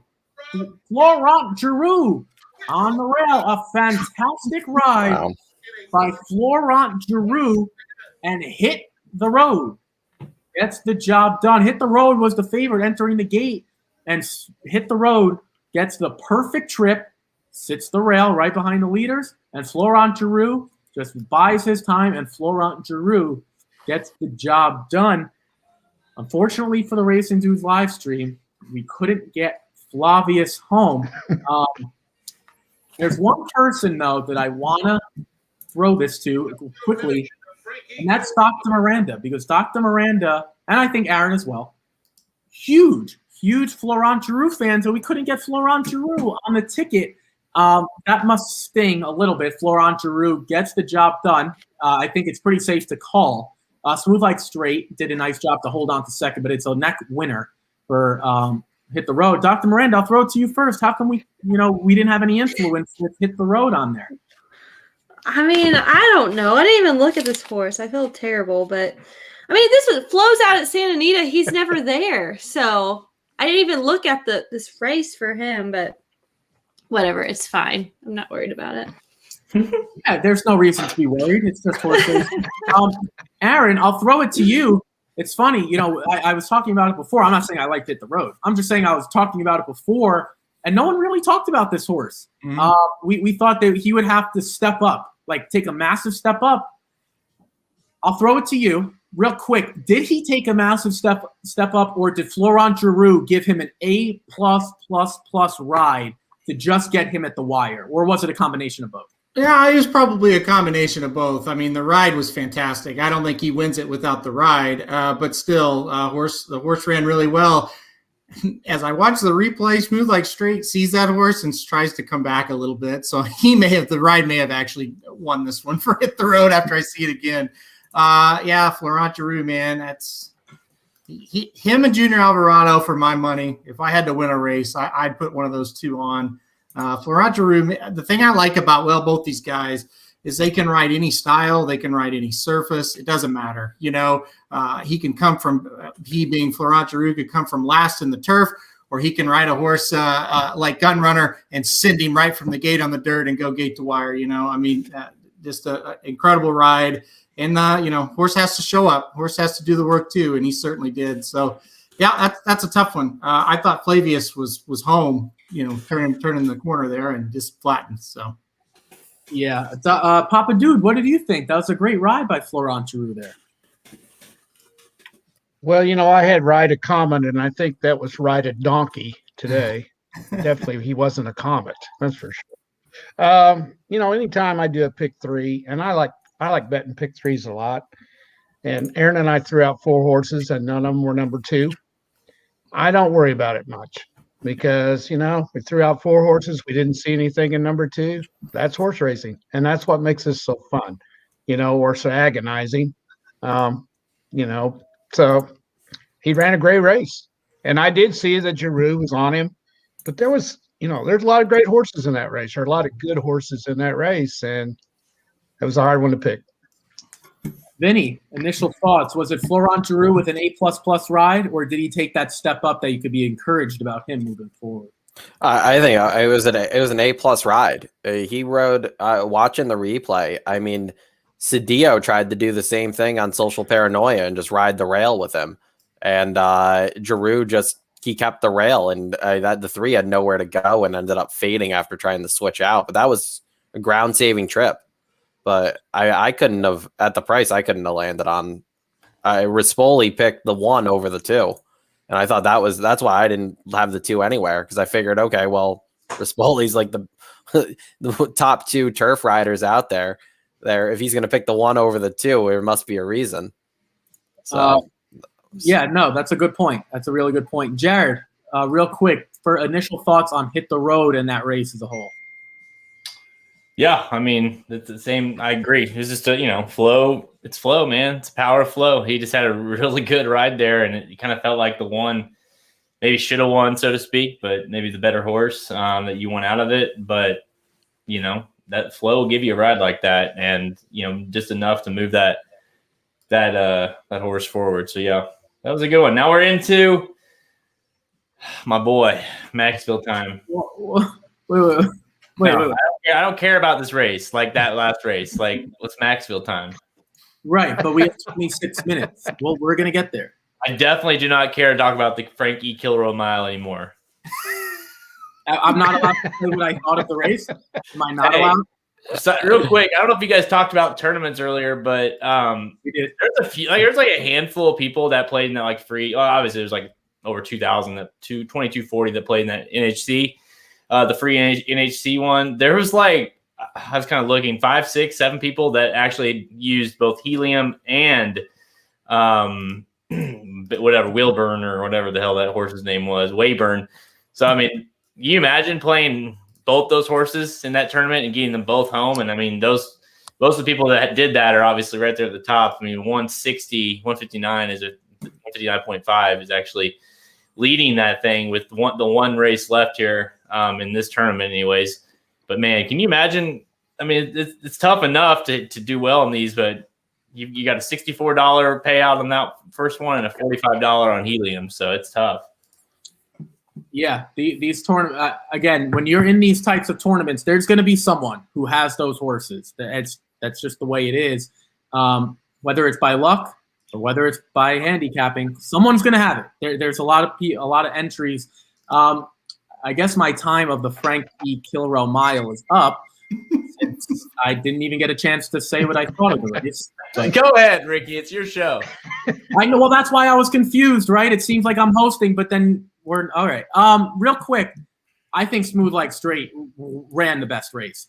Personally, I think Florent Giroux deserves every dollar that he gets for that ride. It was magnificent. A lot of horses struggled. Smooth Like Straight got the lead, and Florent Giroux just kind of sat there. Great ride. I would love to have Smooth Like Straight back because I really think that's a horse that's going to be good and what does really, really well on the West Coast. Before we get to Santa Anita Handicap, there's one comment.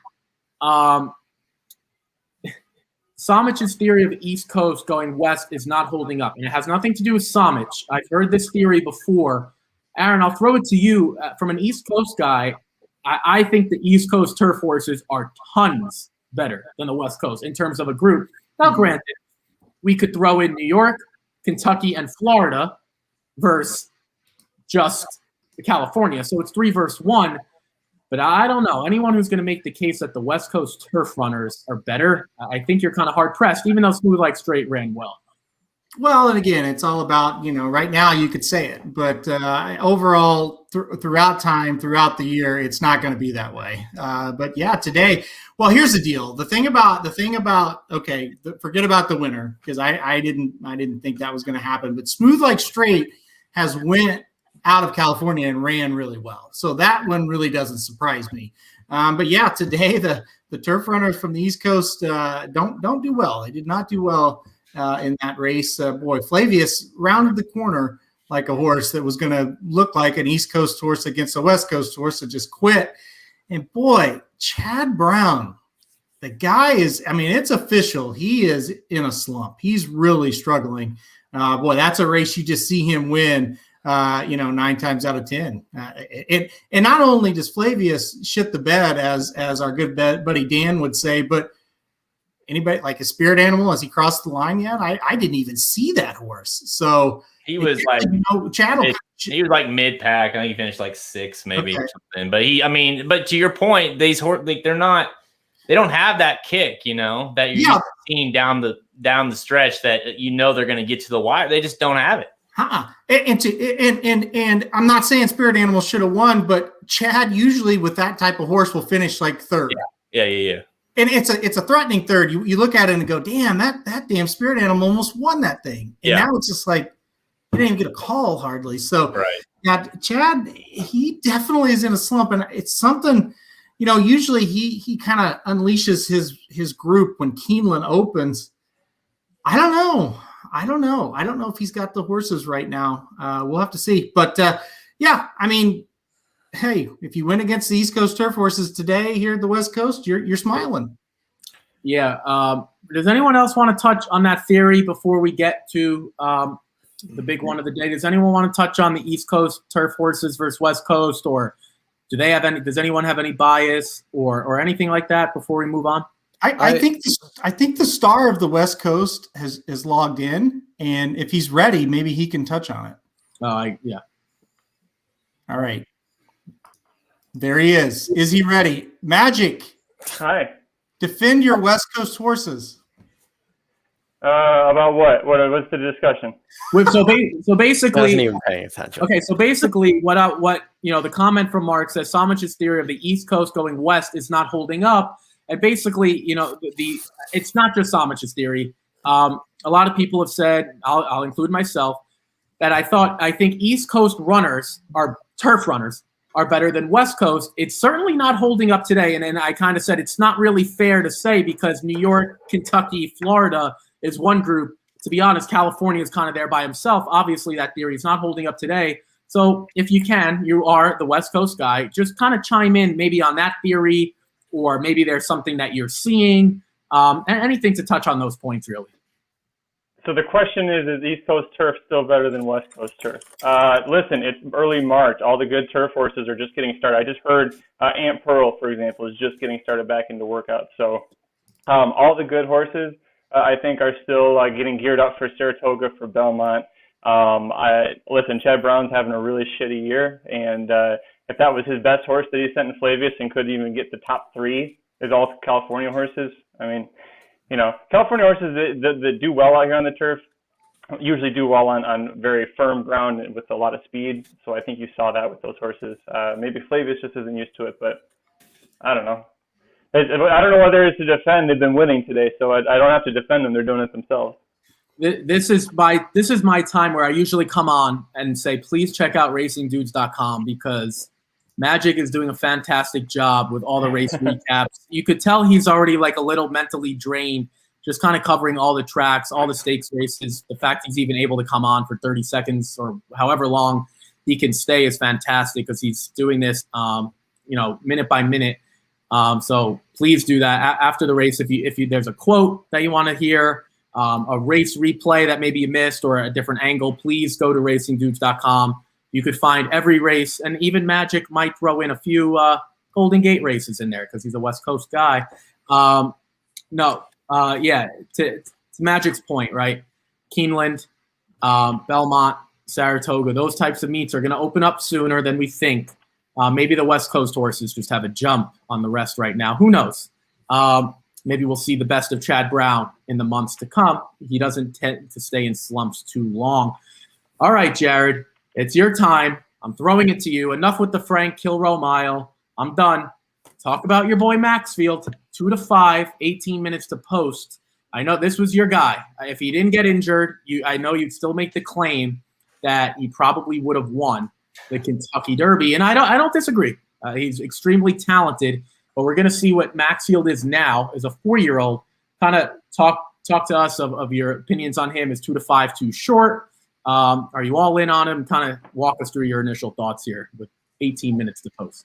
Well, it's hard for me because I'm obviously very biased. When it comes to him, as far as betting, I mean, you can't bet him at 2 to 5. You just don't bet horses at 2 to 5, in my opinion. But he the first time he's ever going to rattle off three straight races without a hiccup, so to speak. So, I mean, there's a lot of firsts for him, shipping, he's going on a quarter, like you say, he's never really kind of gotten into form, so to speak. So, Brennan Walsh, when he's got one good, they're hard to beat. And he seems pretty confident in the things I've heard, about Maxfield from some of our connections, that, I mean, he's just a monster. And his Maxfield's issues are always his own issues, in terms of he's too big, he's too strong, that he hurts himself. And so it's just, you got to kind of use him while you can. I think he's going to be awful tough to beat, and I think he's going to be closer to the lead.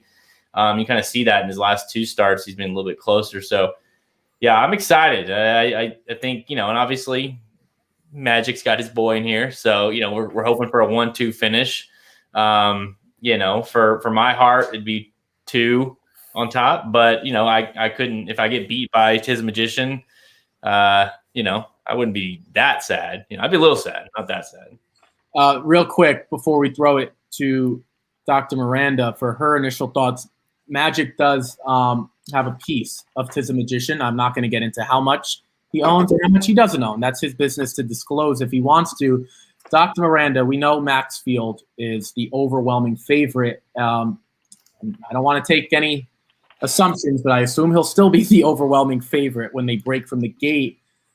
Like Jared said, 2 to 5 is very short. If you like him that much, you might just want to sit this one out. Is there a horse that maybe we could look at and that might provide some value if Maxfield isn't up to his A game today? I mean, like I said, I like the number 1 horse, Independence Hall. Got 3rd in the Pegasus World Cup. I mean, ran a 104 Buyers, his career best buyer, but that's who I like under Maxfield. I think Maxfield's going to win the race, but I think if you're looking for someone underneath him, it'd be Independence Hall. Papa Dude, haven't heard from you in quite some time. 1 to 2 now, so actually maybe trending the right way. Are you all in on Maxfield, or are you maybe going to try to look to beat him also? He should be a heavy favorite when they break from the gate. Yeah, I agree totally with Jared on this one for sure. I think he should win. There's no doubt. Dr. Miranda and I have agreed a lot today. I like Independence Hall also. I think he's got a shot. It's 5 to 1. He ran in the Pegasus. He did well. So I think he's got a shot. But if Maxwell's ready, or Maxfield, I'm sorry, I think it'll be easy. Yeah. Just so people who don't know, Independence Hall faced Knicks Go or K-Knicks Go. I still haven't figured out the name. Not sure what I should be saying. K-Knicks Go in the Pegasus World Cup, only beaten 3 lengths, and then faced Charlatan in the Malibu at the end of last year, almost 10 lengths, but who knows.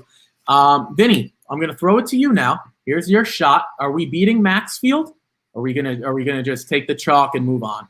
I don't think you're beating Maxfield. I was texting Magic earlier this week. Godolphin's set to have an amazing 2021, and I think this is one of their horses that I think is I think he's gonna run the table at least till the Breeders' Cup. Yeah. Sorry. Did you want to add anything? Anything else? I don't think you need to. I think he's gonna. I think he's gonna win by like 5 or 6 today and do it very easily. Yeah. To Vinny's point, Godolphin really should be set up for a massive year, and it would kind of just continue, right? They have something with this horse, and to Jared's point, this horse is not. It's not a lack of talent. It's an injury thing. It's keeping him fit, which is really unfortunate because this horse, and I'll bring up Mark's point here, if he wins, where does he rank in the older handicap division? I'll throw this around the room. Again, if you watch the Rocket Hour, I like to go in order. So I'm going to start with Aaron. Aaron, he wins. Let's say he does it comfortably. There are no real concerns. He comes back healthy. Knock on wood. Everything's good. Where are we ranking Maxfield? I guess you have to watch the race, but let's just say he wins. Let's say he wins by 3 and it's comfortable. Where would you put him in your estimation off the top of your head? Boy, it's hard to rank it. Well, no, I think I would rank him first. I think I would. I think at the classic distance that we run our biggest races in the United States, if he wins this one and does it, especially if he does it like Vinny is describing, which is very possible, he would have to be ahead of Charlatan. I think you could think this horse could beat Charlatan going a mile and an eighth or a mile and a quarter. So I would have to rank him number 1. Honestly, he might stay number 1 for a few weeks, and then his I guess not really stablemate, but same ownership group, Mystic Guide, might go win the Dubai World Cup, and then he'll be number 1. So also to Vinny's point, Godolphin's got some pretty good horses, and they've got that horse named Essential Quality as well, who might just win the Kentucky Derby if Life is Good gets a positive test or falls off the trail because of injury. That'll be the only way that he gets it. But that's very possible. We've got a long ways to the first Saturday in May. So, yeah, they are really set up to do nice things. I love how they did this, just real quick, about Maxfield and Mystic Guide. I love that they didn't take Maxfield to Dubai. He has no business going there with his injury problems. Keep him here. Keep him, try to keep him sound for as long as you can. And then you're going to take Mystic Guide over to Dubai, and I think that's good. He doesn't have that history of injury. So let's just hope Maxfield can win here and then go on and continue to progress and stay healthy. Jared, it's your turn. I guess I know where you're going to go, but I'm going to ask you anyway. If he wins, are you putting him number 1 in the older handicap division? Yeah, I will. In the last NTRA rankings, I put Monomoy 1, and then I put Maxfield 2, and then I put Mystic Guide 3, and then Charlatan 4th. So yeah, I think if he wins, Maxfield jumps Monomoy, and then to Halterman's point, that's how impressed I was with Mystic Guide in his return. I jumped him all the way up to 3. And if he goes and wins in Dubai, then yeah, I think it's good to be Godolphin, like you guys said. He should win. I mean, he really should. It's just a matter. I think if he wins, can we just bubble wrap him until the Breeders' Cup Classic? Because I just have my doubts that he can stay healthy, all the way there. But yeah, I mean, he's that's the thing about him. It's it's kind of like when with Matoli with Asmussen. I would tell Halterman, it's like, hey, listen, when he's running them, like he's good. Like, but he always had injury problems, so it's like you just never knew when he would be. But it's like if he's entered in a race, he's gonna be really hard to beat, and that's kind of how I feel about Maxfield so far. Magic will go to you. Are you putting Maxfield number 1 if Maxfield wins here comfortably? Yes. Hey, you know what? I can't fault Magic for giving one word There's answer. nothing else to say about it. No, he's a busy man. Vinny, we'll throw it to you. Are you putting him number 1 if he wins comfortably? Yeah.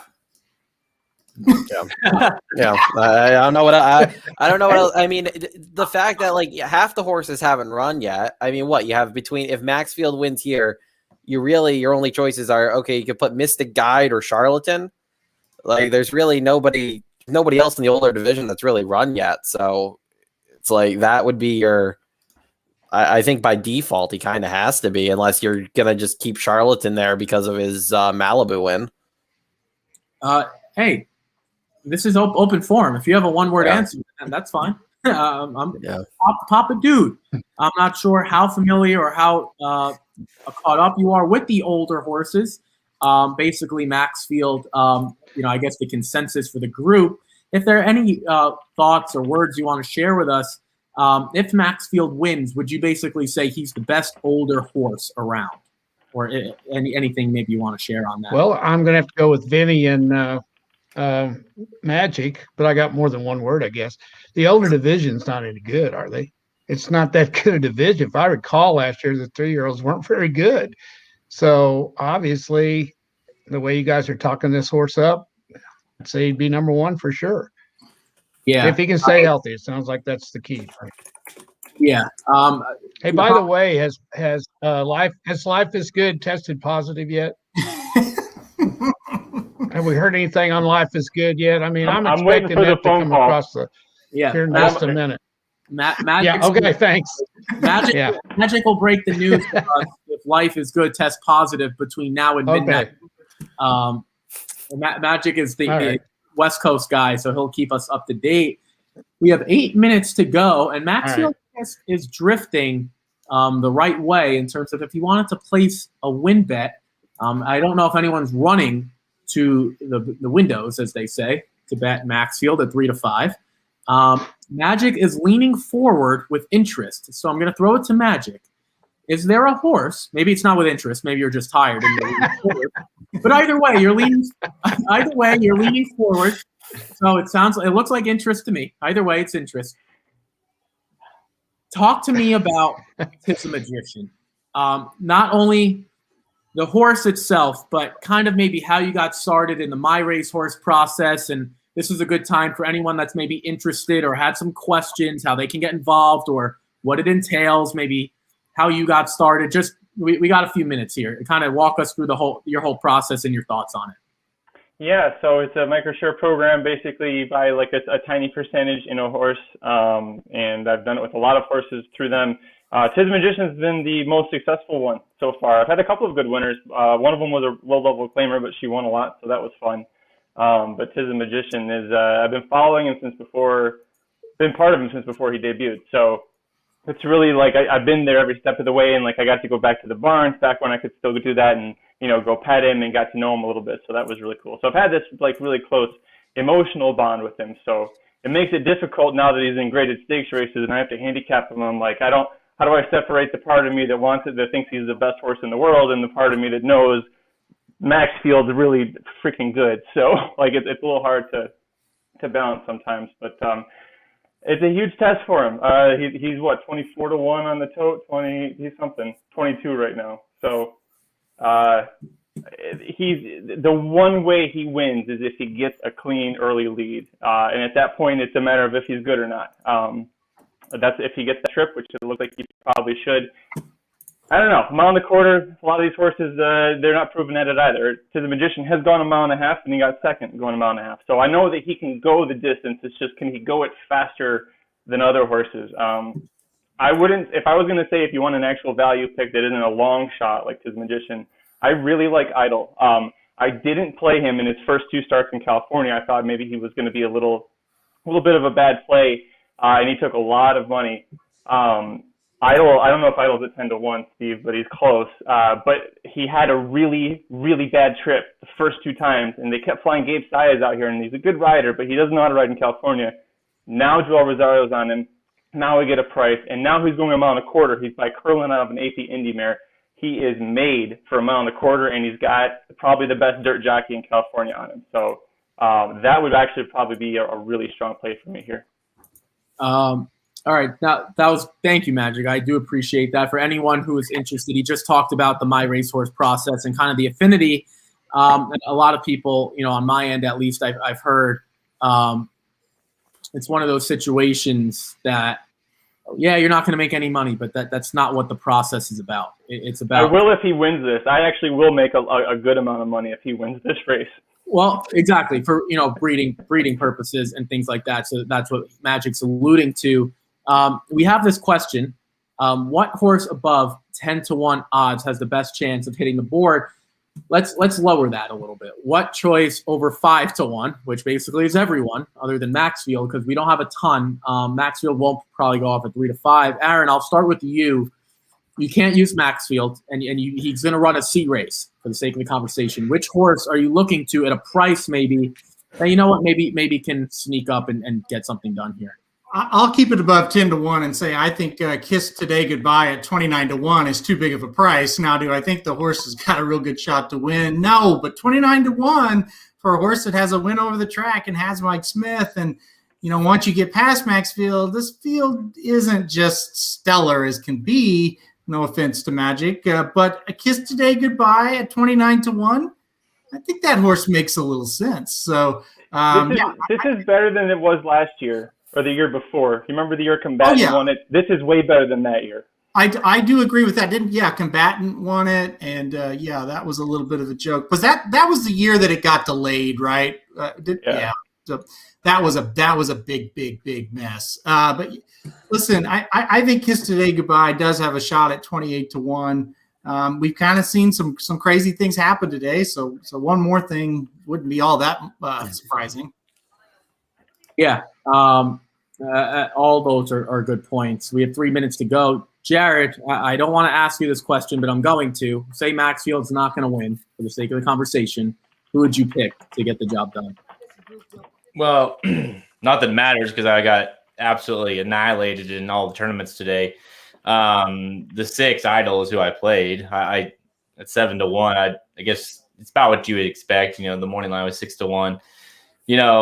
Not like he's ran too bad in the last 2 efforts. Got beat by the horse you guys mentioned, Kiss Today Goodbye. Got beat by Tis Magician. Couldn't quite get it done. Now he's going longer again, which he has a win at Churchill Downs. And you get Rosario. I mean, if anybody's going to get this horse home, it's Rosario. So at a price, I'll do the 6. Vinny. And then Papa Dude, I'm just giving you a warning. We're coming to you next. Papa Dude. Vinny. Got it. I'm checking. Vinny, you're up now. You can't use Maxfield because that's the question. Which horse it has the best chance of hitting the board that's not named Maxfield, or maybe a price that you're interested in? I'm going to go with Aaron here with Kiss Today Goodbye. Nick, my partner Nick is on fire today, and that's who he has. So I'm going to stay with him because he's hit a couple bombs today. And what's one more? Hey, you know what? Again, Vinny's got a good point. If you've been with us for almost 3 hours, congratulations to you, because it's been one long day. But yes, Nick has been on fire, and Vinny has been sharing some of his progress with us. It's been absolutely amazing. I think he had Wayburn, and he had another long shot. It's been a great day. And Vinny, he says, hey, I'll go with Kiss Today Goodbye also, getting the job done with some long shots. All right, Papa Dude, you're last. It's your turn. Bring us home. What's one horse as maybe a long shot or a price that you're interested in here? Well, I don't know if you guys consider 5-1 a price. I kind of do, but I kind of think Express Train or Express Hope. What is his name? Express Train. Express Train. I think he can win the race. I mean, I really do. I had him picked just behind Maxfield. He has been a Santa Anita horse. He knows the track. He's run well there. I think he can win the race at 5-1. It'd be pretty good payout, I would think. Yeah. I noticed that Magic is getting really nervous. I can just tell over there watching him. Well, yeah, and I decided to keep Magic out of the question because I don't want to make him choose. He's obviously rooting for Tiz the Magician, and he shouldn't even have to answer the question.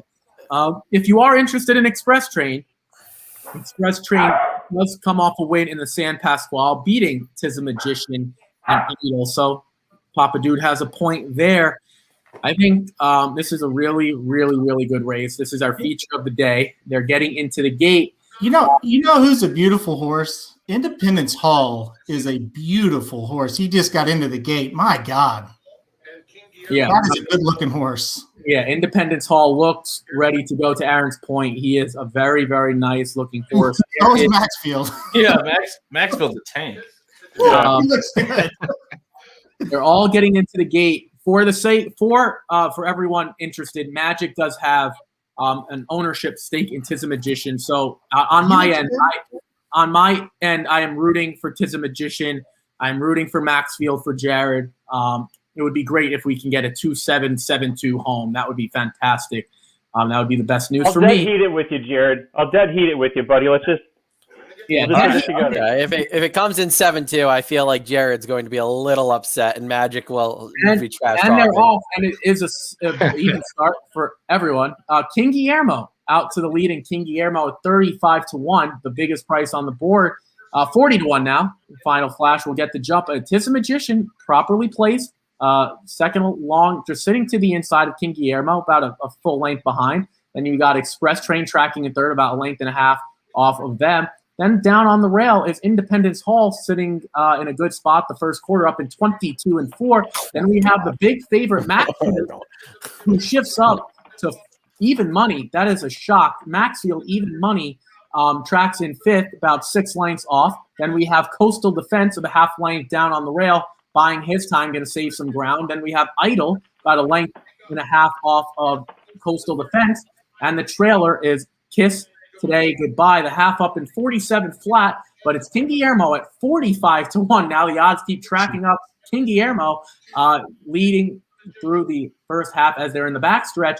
Tiz the Magician properly placed is still about a length and a half off, but sitting in a comfortable spot there. Then we have Independence Hall. Not much has changed here. Independence Hall in third. Here's Express Train going to get himself going, and here's Maxfield as well, going to start to find some open space. Maxfield and the Godolphin Silks starting to get into some ground, and Maxfield making good, consistent progress. Now getting up into fourth. Looks like King Guillermo's day is done early. Victor Martinez won't be too happy with that. Tiz the Magician now getting passed by Express Train. Maxfield going to have to be put to the test, and here is Express Train. Express Train takes the lead. Maxfield being ridden hard to get to the lead here, but Express Train looks pretty tough now on the front end. Here comes Idol trying to make it move. Maxfield consistently gaining ground on the leader, and then Independence Hall now has clear room. Here's Express Train. It's not going to be Maxfield.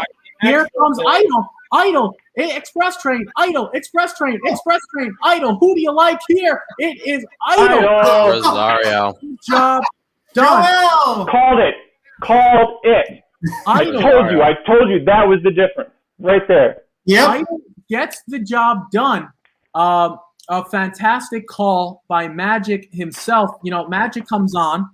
What the hell? No? Well, I didn't get to you yet. Oh my goodness. Come on, game out the horse. I didn't get to you. Fantastic call, Magic. Magic comes on, gives his one pick. He's been working since 2 a.m. West Coast time, and he gives us Idle. Yes, here you go, Jared. You called Idle as well. There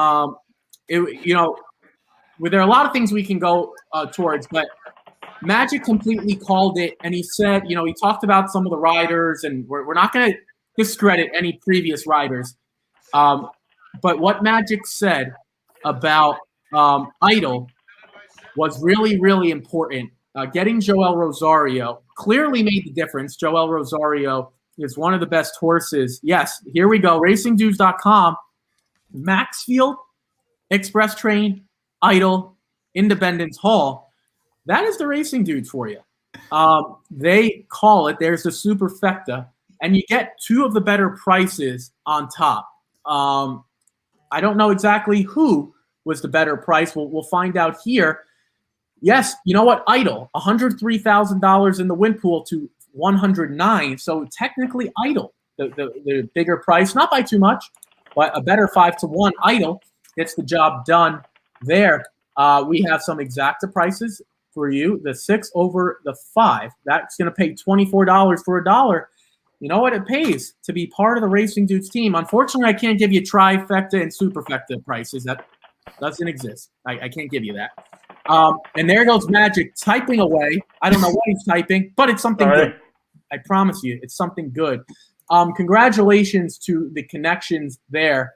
Richie Baltus and Joel Rosario get the job done. Magic, and then I'll throw it to you, Jared. I'm going to give you your time to shine. Magic, real quick, because I know you have to go. Oh, okay. Jared, it's your turn. The moment's passed, Ricky. Okay, so listen, Maxfield, it's a bummer. I think the mile and the quarter is maybe a little much for him, I guess. It seemed like, he kind of ran. Usually what he does is late in these races, he just kind of grinds home, and he was grinding, just wasn't enough to get. Obviously the 6 went right by him, he grinded, so it's like, I don't know. That obviously Maxfield's first loss in his career. We'll see what they do from here. Maybe he's not as good as everyone thought. A little bit disappointing, but maybe, a lot to ask too. So, but yeah, I also picked Idle, but who cares, right? Magic did too. I was giving you your time to shine. I knew he had to go. Yes, again, the Racing Dudes hit everything here. Obviously had Maxfield on top, but luckily when you play a try and exact the box, it does not matter. And we're going to get some prices home. Vinny, what did we think here? Idle gets the job done. Richie Baltus obviously getting Joel Rosario made a difference. How surprised were you with the way this race panned out? There's Magic. He's back now. Real quick, Idle for you, Vinny, what were your initial thoughts? The race I thought played exactly how I thought it would for Maxfield. He sat early on, he was a little he had to shift out, but turning for home, I thought he was just going to go right on by, and he just didn't.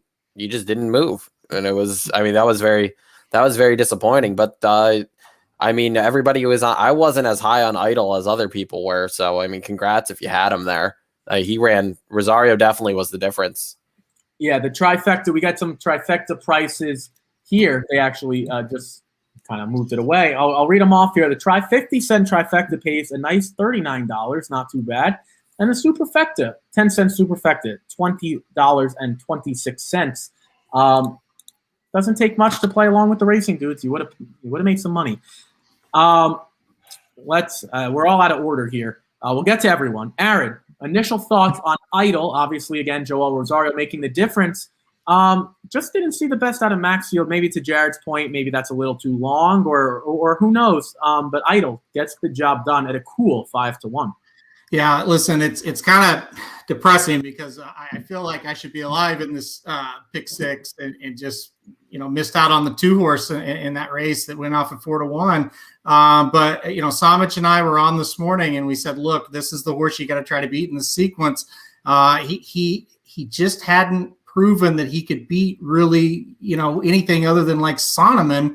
And even though I loved Maxfield, I thought he would win here for sure. You had to try to go deep. You had to try to play him with some other horses and hope that happened. And that's exactly what happened. I mean, did he run poorly? No, but he got beat by a couple of horses that had races here at Santa Anita that were stabled locally here at Santa Anita. Like my dad pointed out, the 5 had ran really well over the track, ran a good race. And like Magic and Jared pointed out, guys, I'm going to tell you something, especially when you get these 1.25 mile races, Rosario over Saez, talking Gabe Saez, on a closer, it's a huge, huge difference. And this horse, Magic said it, everything about this horse screams 1.25 miles with the breeding. It happened. I mean, the horse just found another gear late and was able to wear down Express Train, who really ran too good to lose, guys. That horse ran a really, really good race here. But man, Rosario, like he does, man, just pumping them down the lane. He was just able to pick them up at the last stride. Yeah, Aaron talked about the pedigree. Yeah, Curlin makes a lot of sense. This distance, it wasn't going to be the reason that he didn't win. It wouldn't have been a pedigree issue. It would have been a talent issue, right? And Joel Rosario gets the best out of his horses, especially when they're coming from further back. And he was, and he just beat Maxfield. I mean, Maxfield had his chance. He was making steady ground and just flattened out. All right, Papa Dude, you're up here. What did we think of Idol? You did a great job calling the 5, by the way, Express Train. That was your horse to keep an eye on. And Express Train, Yeah, I thought mighty good. right. I thought he had it. I mean, I thought he did, but I gotta say, I think it was Vinny maybe said he thought Maxfield was in a perfect spot, and I did too. I thought he was going to blow right by him when he got on the home stretch there, and he didn't. He just didn't kick it in. If he can't go 1.25 miles, he ain't one of the best horses in the world. It's that simple. If he can't do it, then. And the other thing is, we don't have to worry about putting him number 1 now, do we? No, we don't. No. No. So that solves that issue. But yes, Idol ran a great race, and so did Express Train. I agree with Aaron. He didn't deserve to lose that race. That's a toughie. Any final thoughts, real quick, on the day as a whole? Whether it was Oaklawn, Gulfstream, Tampa Bay Downs with the Tampa Bay Derby, here, Santa Anita. Anyone have any final thoughts before we wrap up? It's been a grueling, and I'll admit it myself, 3 hours and 11 minutes. So real quick, anyone have any final thoughts before we wrap up here? Well, I definitely want to jump on and say this was a very exciting day of racing. My goodness, we had so many close finishes and close calls, great races. We were fortunate enough to cash some tickets, and then other races we weren't even close. That's racing for you. So I'm happy that we were able to get a lot of them home. My last closing thing. Here's the deal. How surprising were the 2 results at Tampa and at Aqueduct today in the Derby preps? Neither of those winners are nominated to the Triple Crown. So that means not even their connections really believed they were good enough to make the Derby. They will be now, obviously. That's pretty amazing when you get into March and horses that aren't nominated to the Triple Crown are winning prep races. So hats off to those 2 horses for putting up the big efforts. And, that's all I got. Jared, real quick, any final thoughts? Or Can I go next? Oh, sure, Papa Dude. Can I go next? You're up. I tell you what, I this is the second time I've been on, and first of all, thank you for letting me be on. It's a pleasure to be on with you guys, and I just want to tell you that I watched all those guys on TV and things. I was telling Aaron, you guys are as good as anybody, and you guys are professional. It's fun. You got it going on, and you guys do a great job. And I just want to thank you for letting me come on and spread my thoughts, even though I can't keep up with you all. No, well, it's honestly, I'll speak. I hope I speak on behalf of everyone. It's our pleasure to have you on, just to give us some knowledge, and obviously doing this at the last minute, like we no time to prepare. So the fact you're able to look at it just kind of shows what kind of handicapper, what kind of horse player you are, which is really impressive. Obviously, almost got that 5 home. Vinny, any final thoughts? No, it was a lot of fun. Thanks for having me.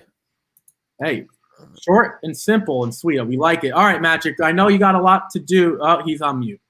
Real quick, and Magic. Any final thoughts of the day? Jared, sorry, I took my headphones out when you came on and said that you picked Idol, so I didn't mean to take away your thunder. I acknowledge that you are a wonderful handicapper, so congratulations to both of us on getting Idol on that one. There's a trend here, and I can't figure out if it's the horses or situations or what, where East Coast horses are not doing well on the dirt when they come to Santa Anita and Del Mar, when it's not like a Breeders' Cup race. You're seeing a lot of them struggle over the last couple of years, and I'm wondering if maybe that just kind of did it into Maxfield. Are the dirt horses really that much better on the West Coast, where a horse like Idol can do what he did, or Express Trainer? Maxfield, that's the first time he's really looked weak a little bit against other horses. So it wasn't his best effort. So I just wonder if that's something to think about moving forward when we have, other big Grade 1 dirt races in California. Yeah, for me, I'll wrap it up by saying this. Congratulations to anyone, if you're alive, and if you're alive here in the final race, congratulations. There is still one more race at Santa Anita. We've been on for 3 hours and 15 minutes if you started from the beginning. Thank you guys for tuning in. It was a great show. If you stayed on with us the whole time, pat yourself on the back, because it's a lot to listen to, obviously, for us that we prepared this for you guys. For me, real quick, I want to give Santa Anita a shout out. I always tease Magic that the fields aren't good and the short prices. They did a fantastic job with today's card. Sometimes on the West Coast, they don't put it together, but this was great. An A++ card. Tons of betting options, tons of great things that they did today. So on behalf of everyone, those were our final thoughts. I just want to thank you guys again for tuning in, whether you tuned in for 2 minutes at a time, whether you tuned in for the whole thing. I'll speak on for everyone. It's really our pleasure to do this and talk horse racing with you guys. We love this. Obviously, we'd like to be at the track and do this in person. Maybe not live streams in person, but be at the track in person and give you our thoughts and sounds and ideas and all opinions live in person. But right now with COVID, we just can't do that.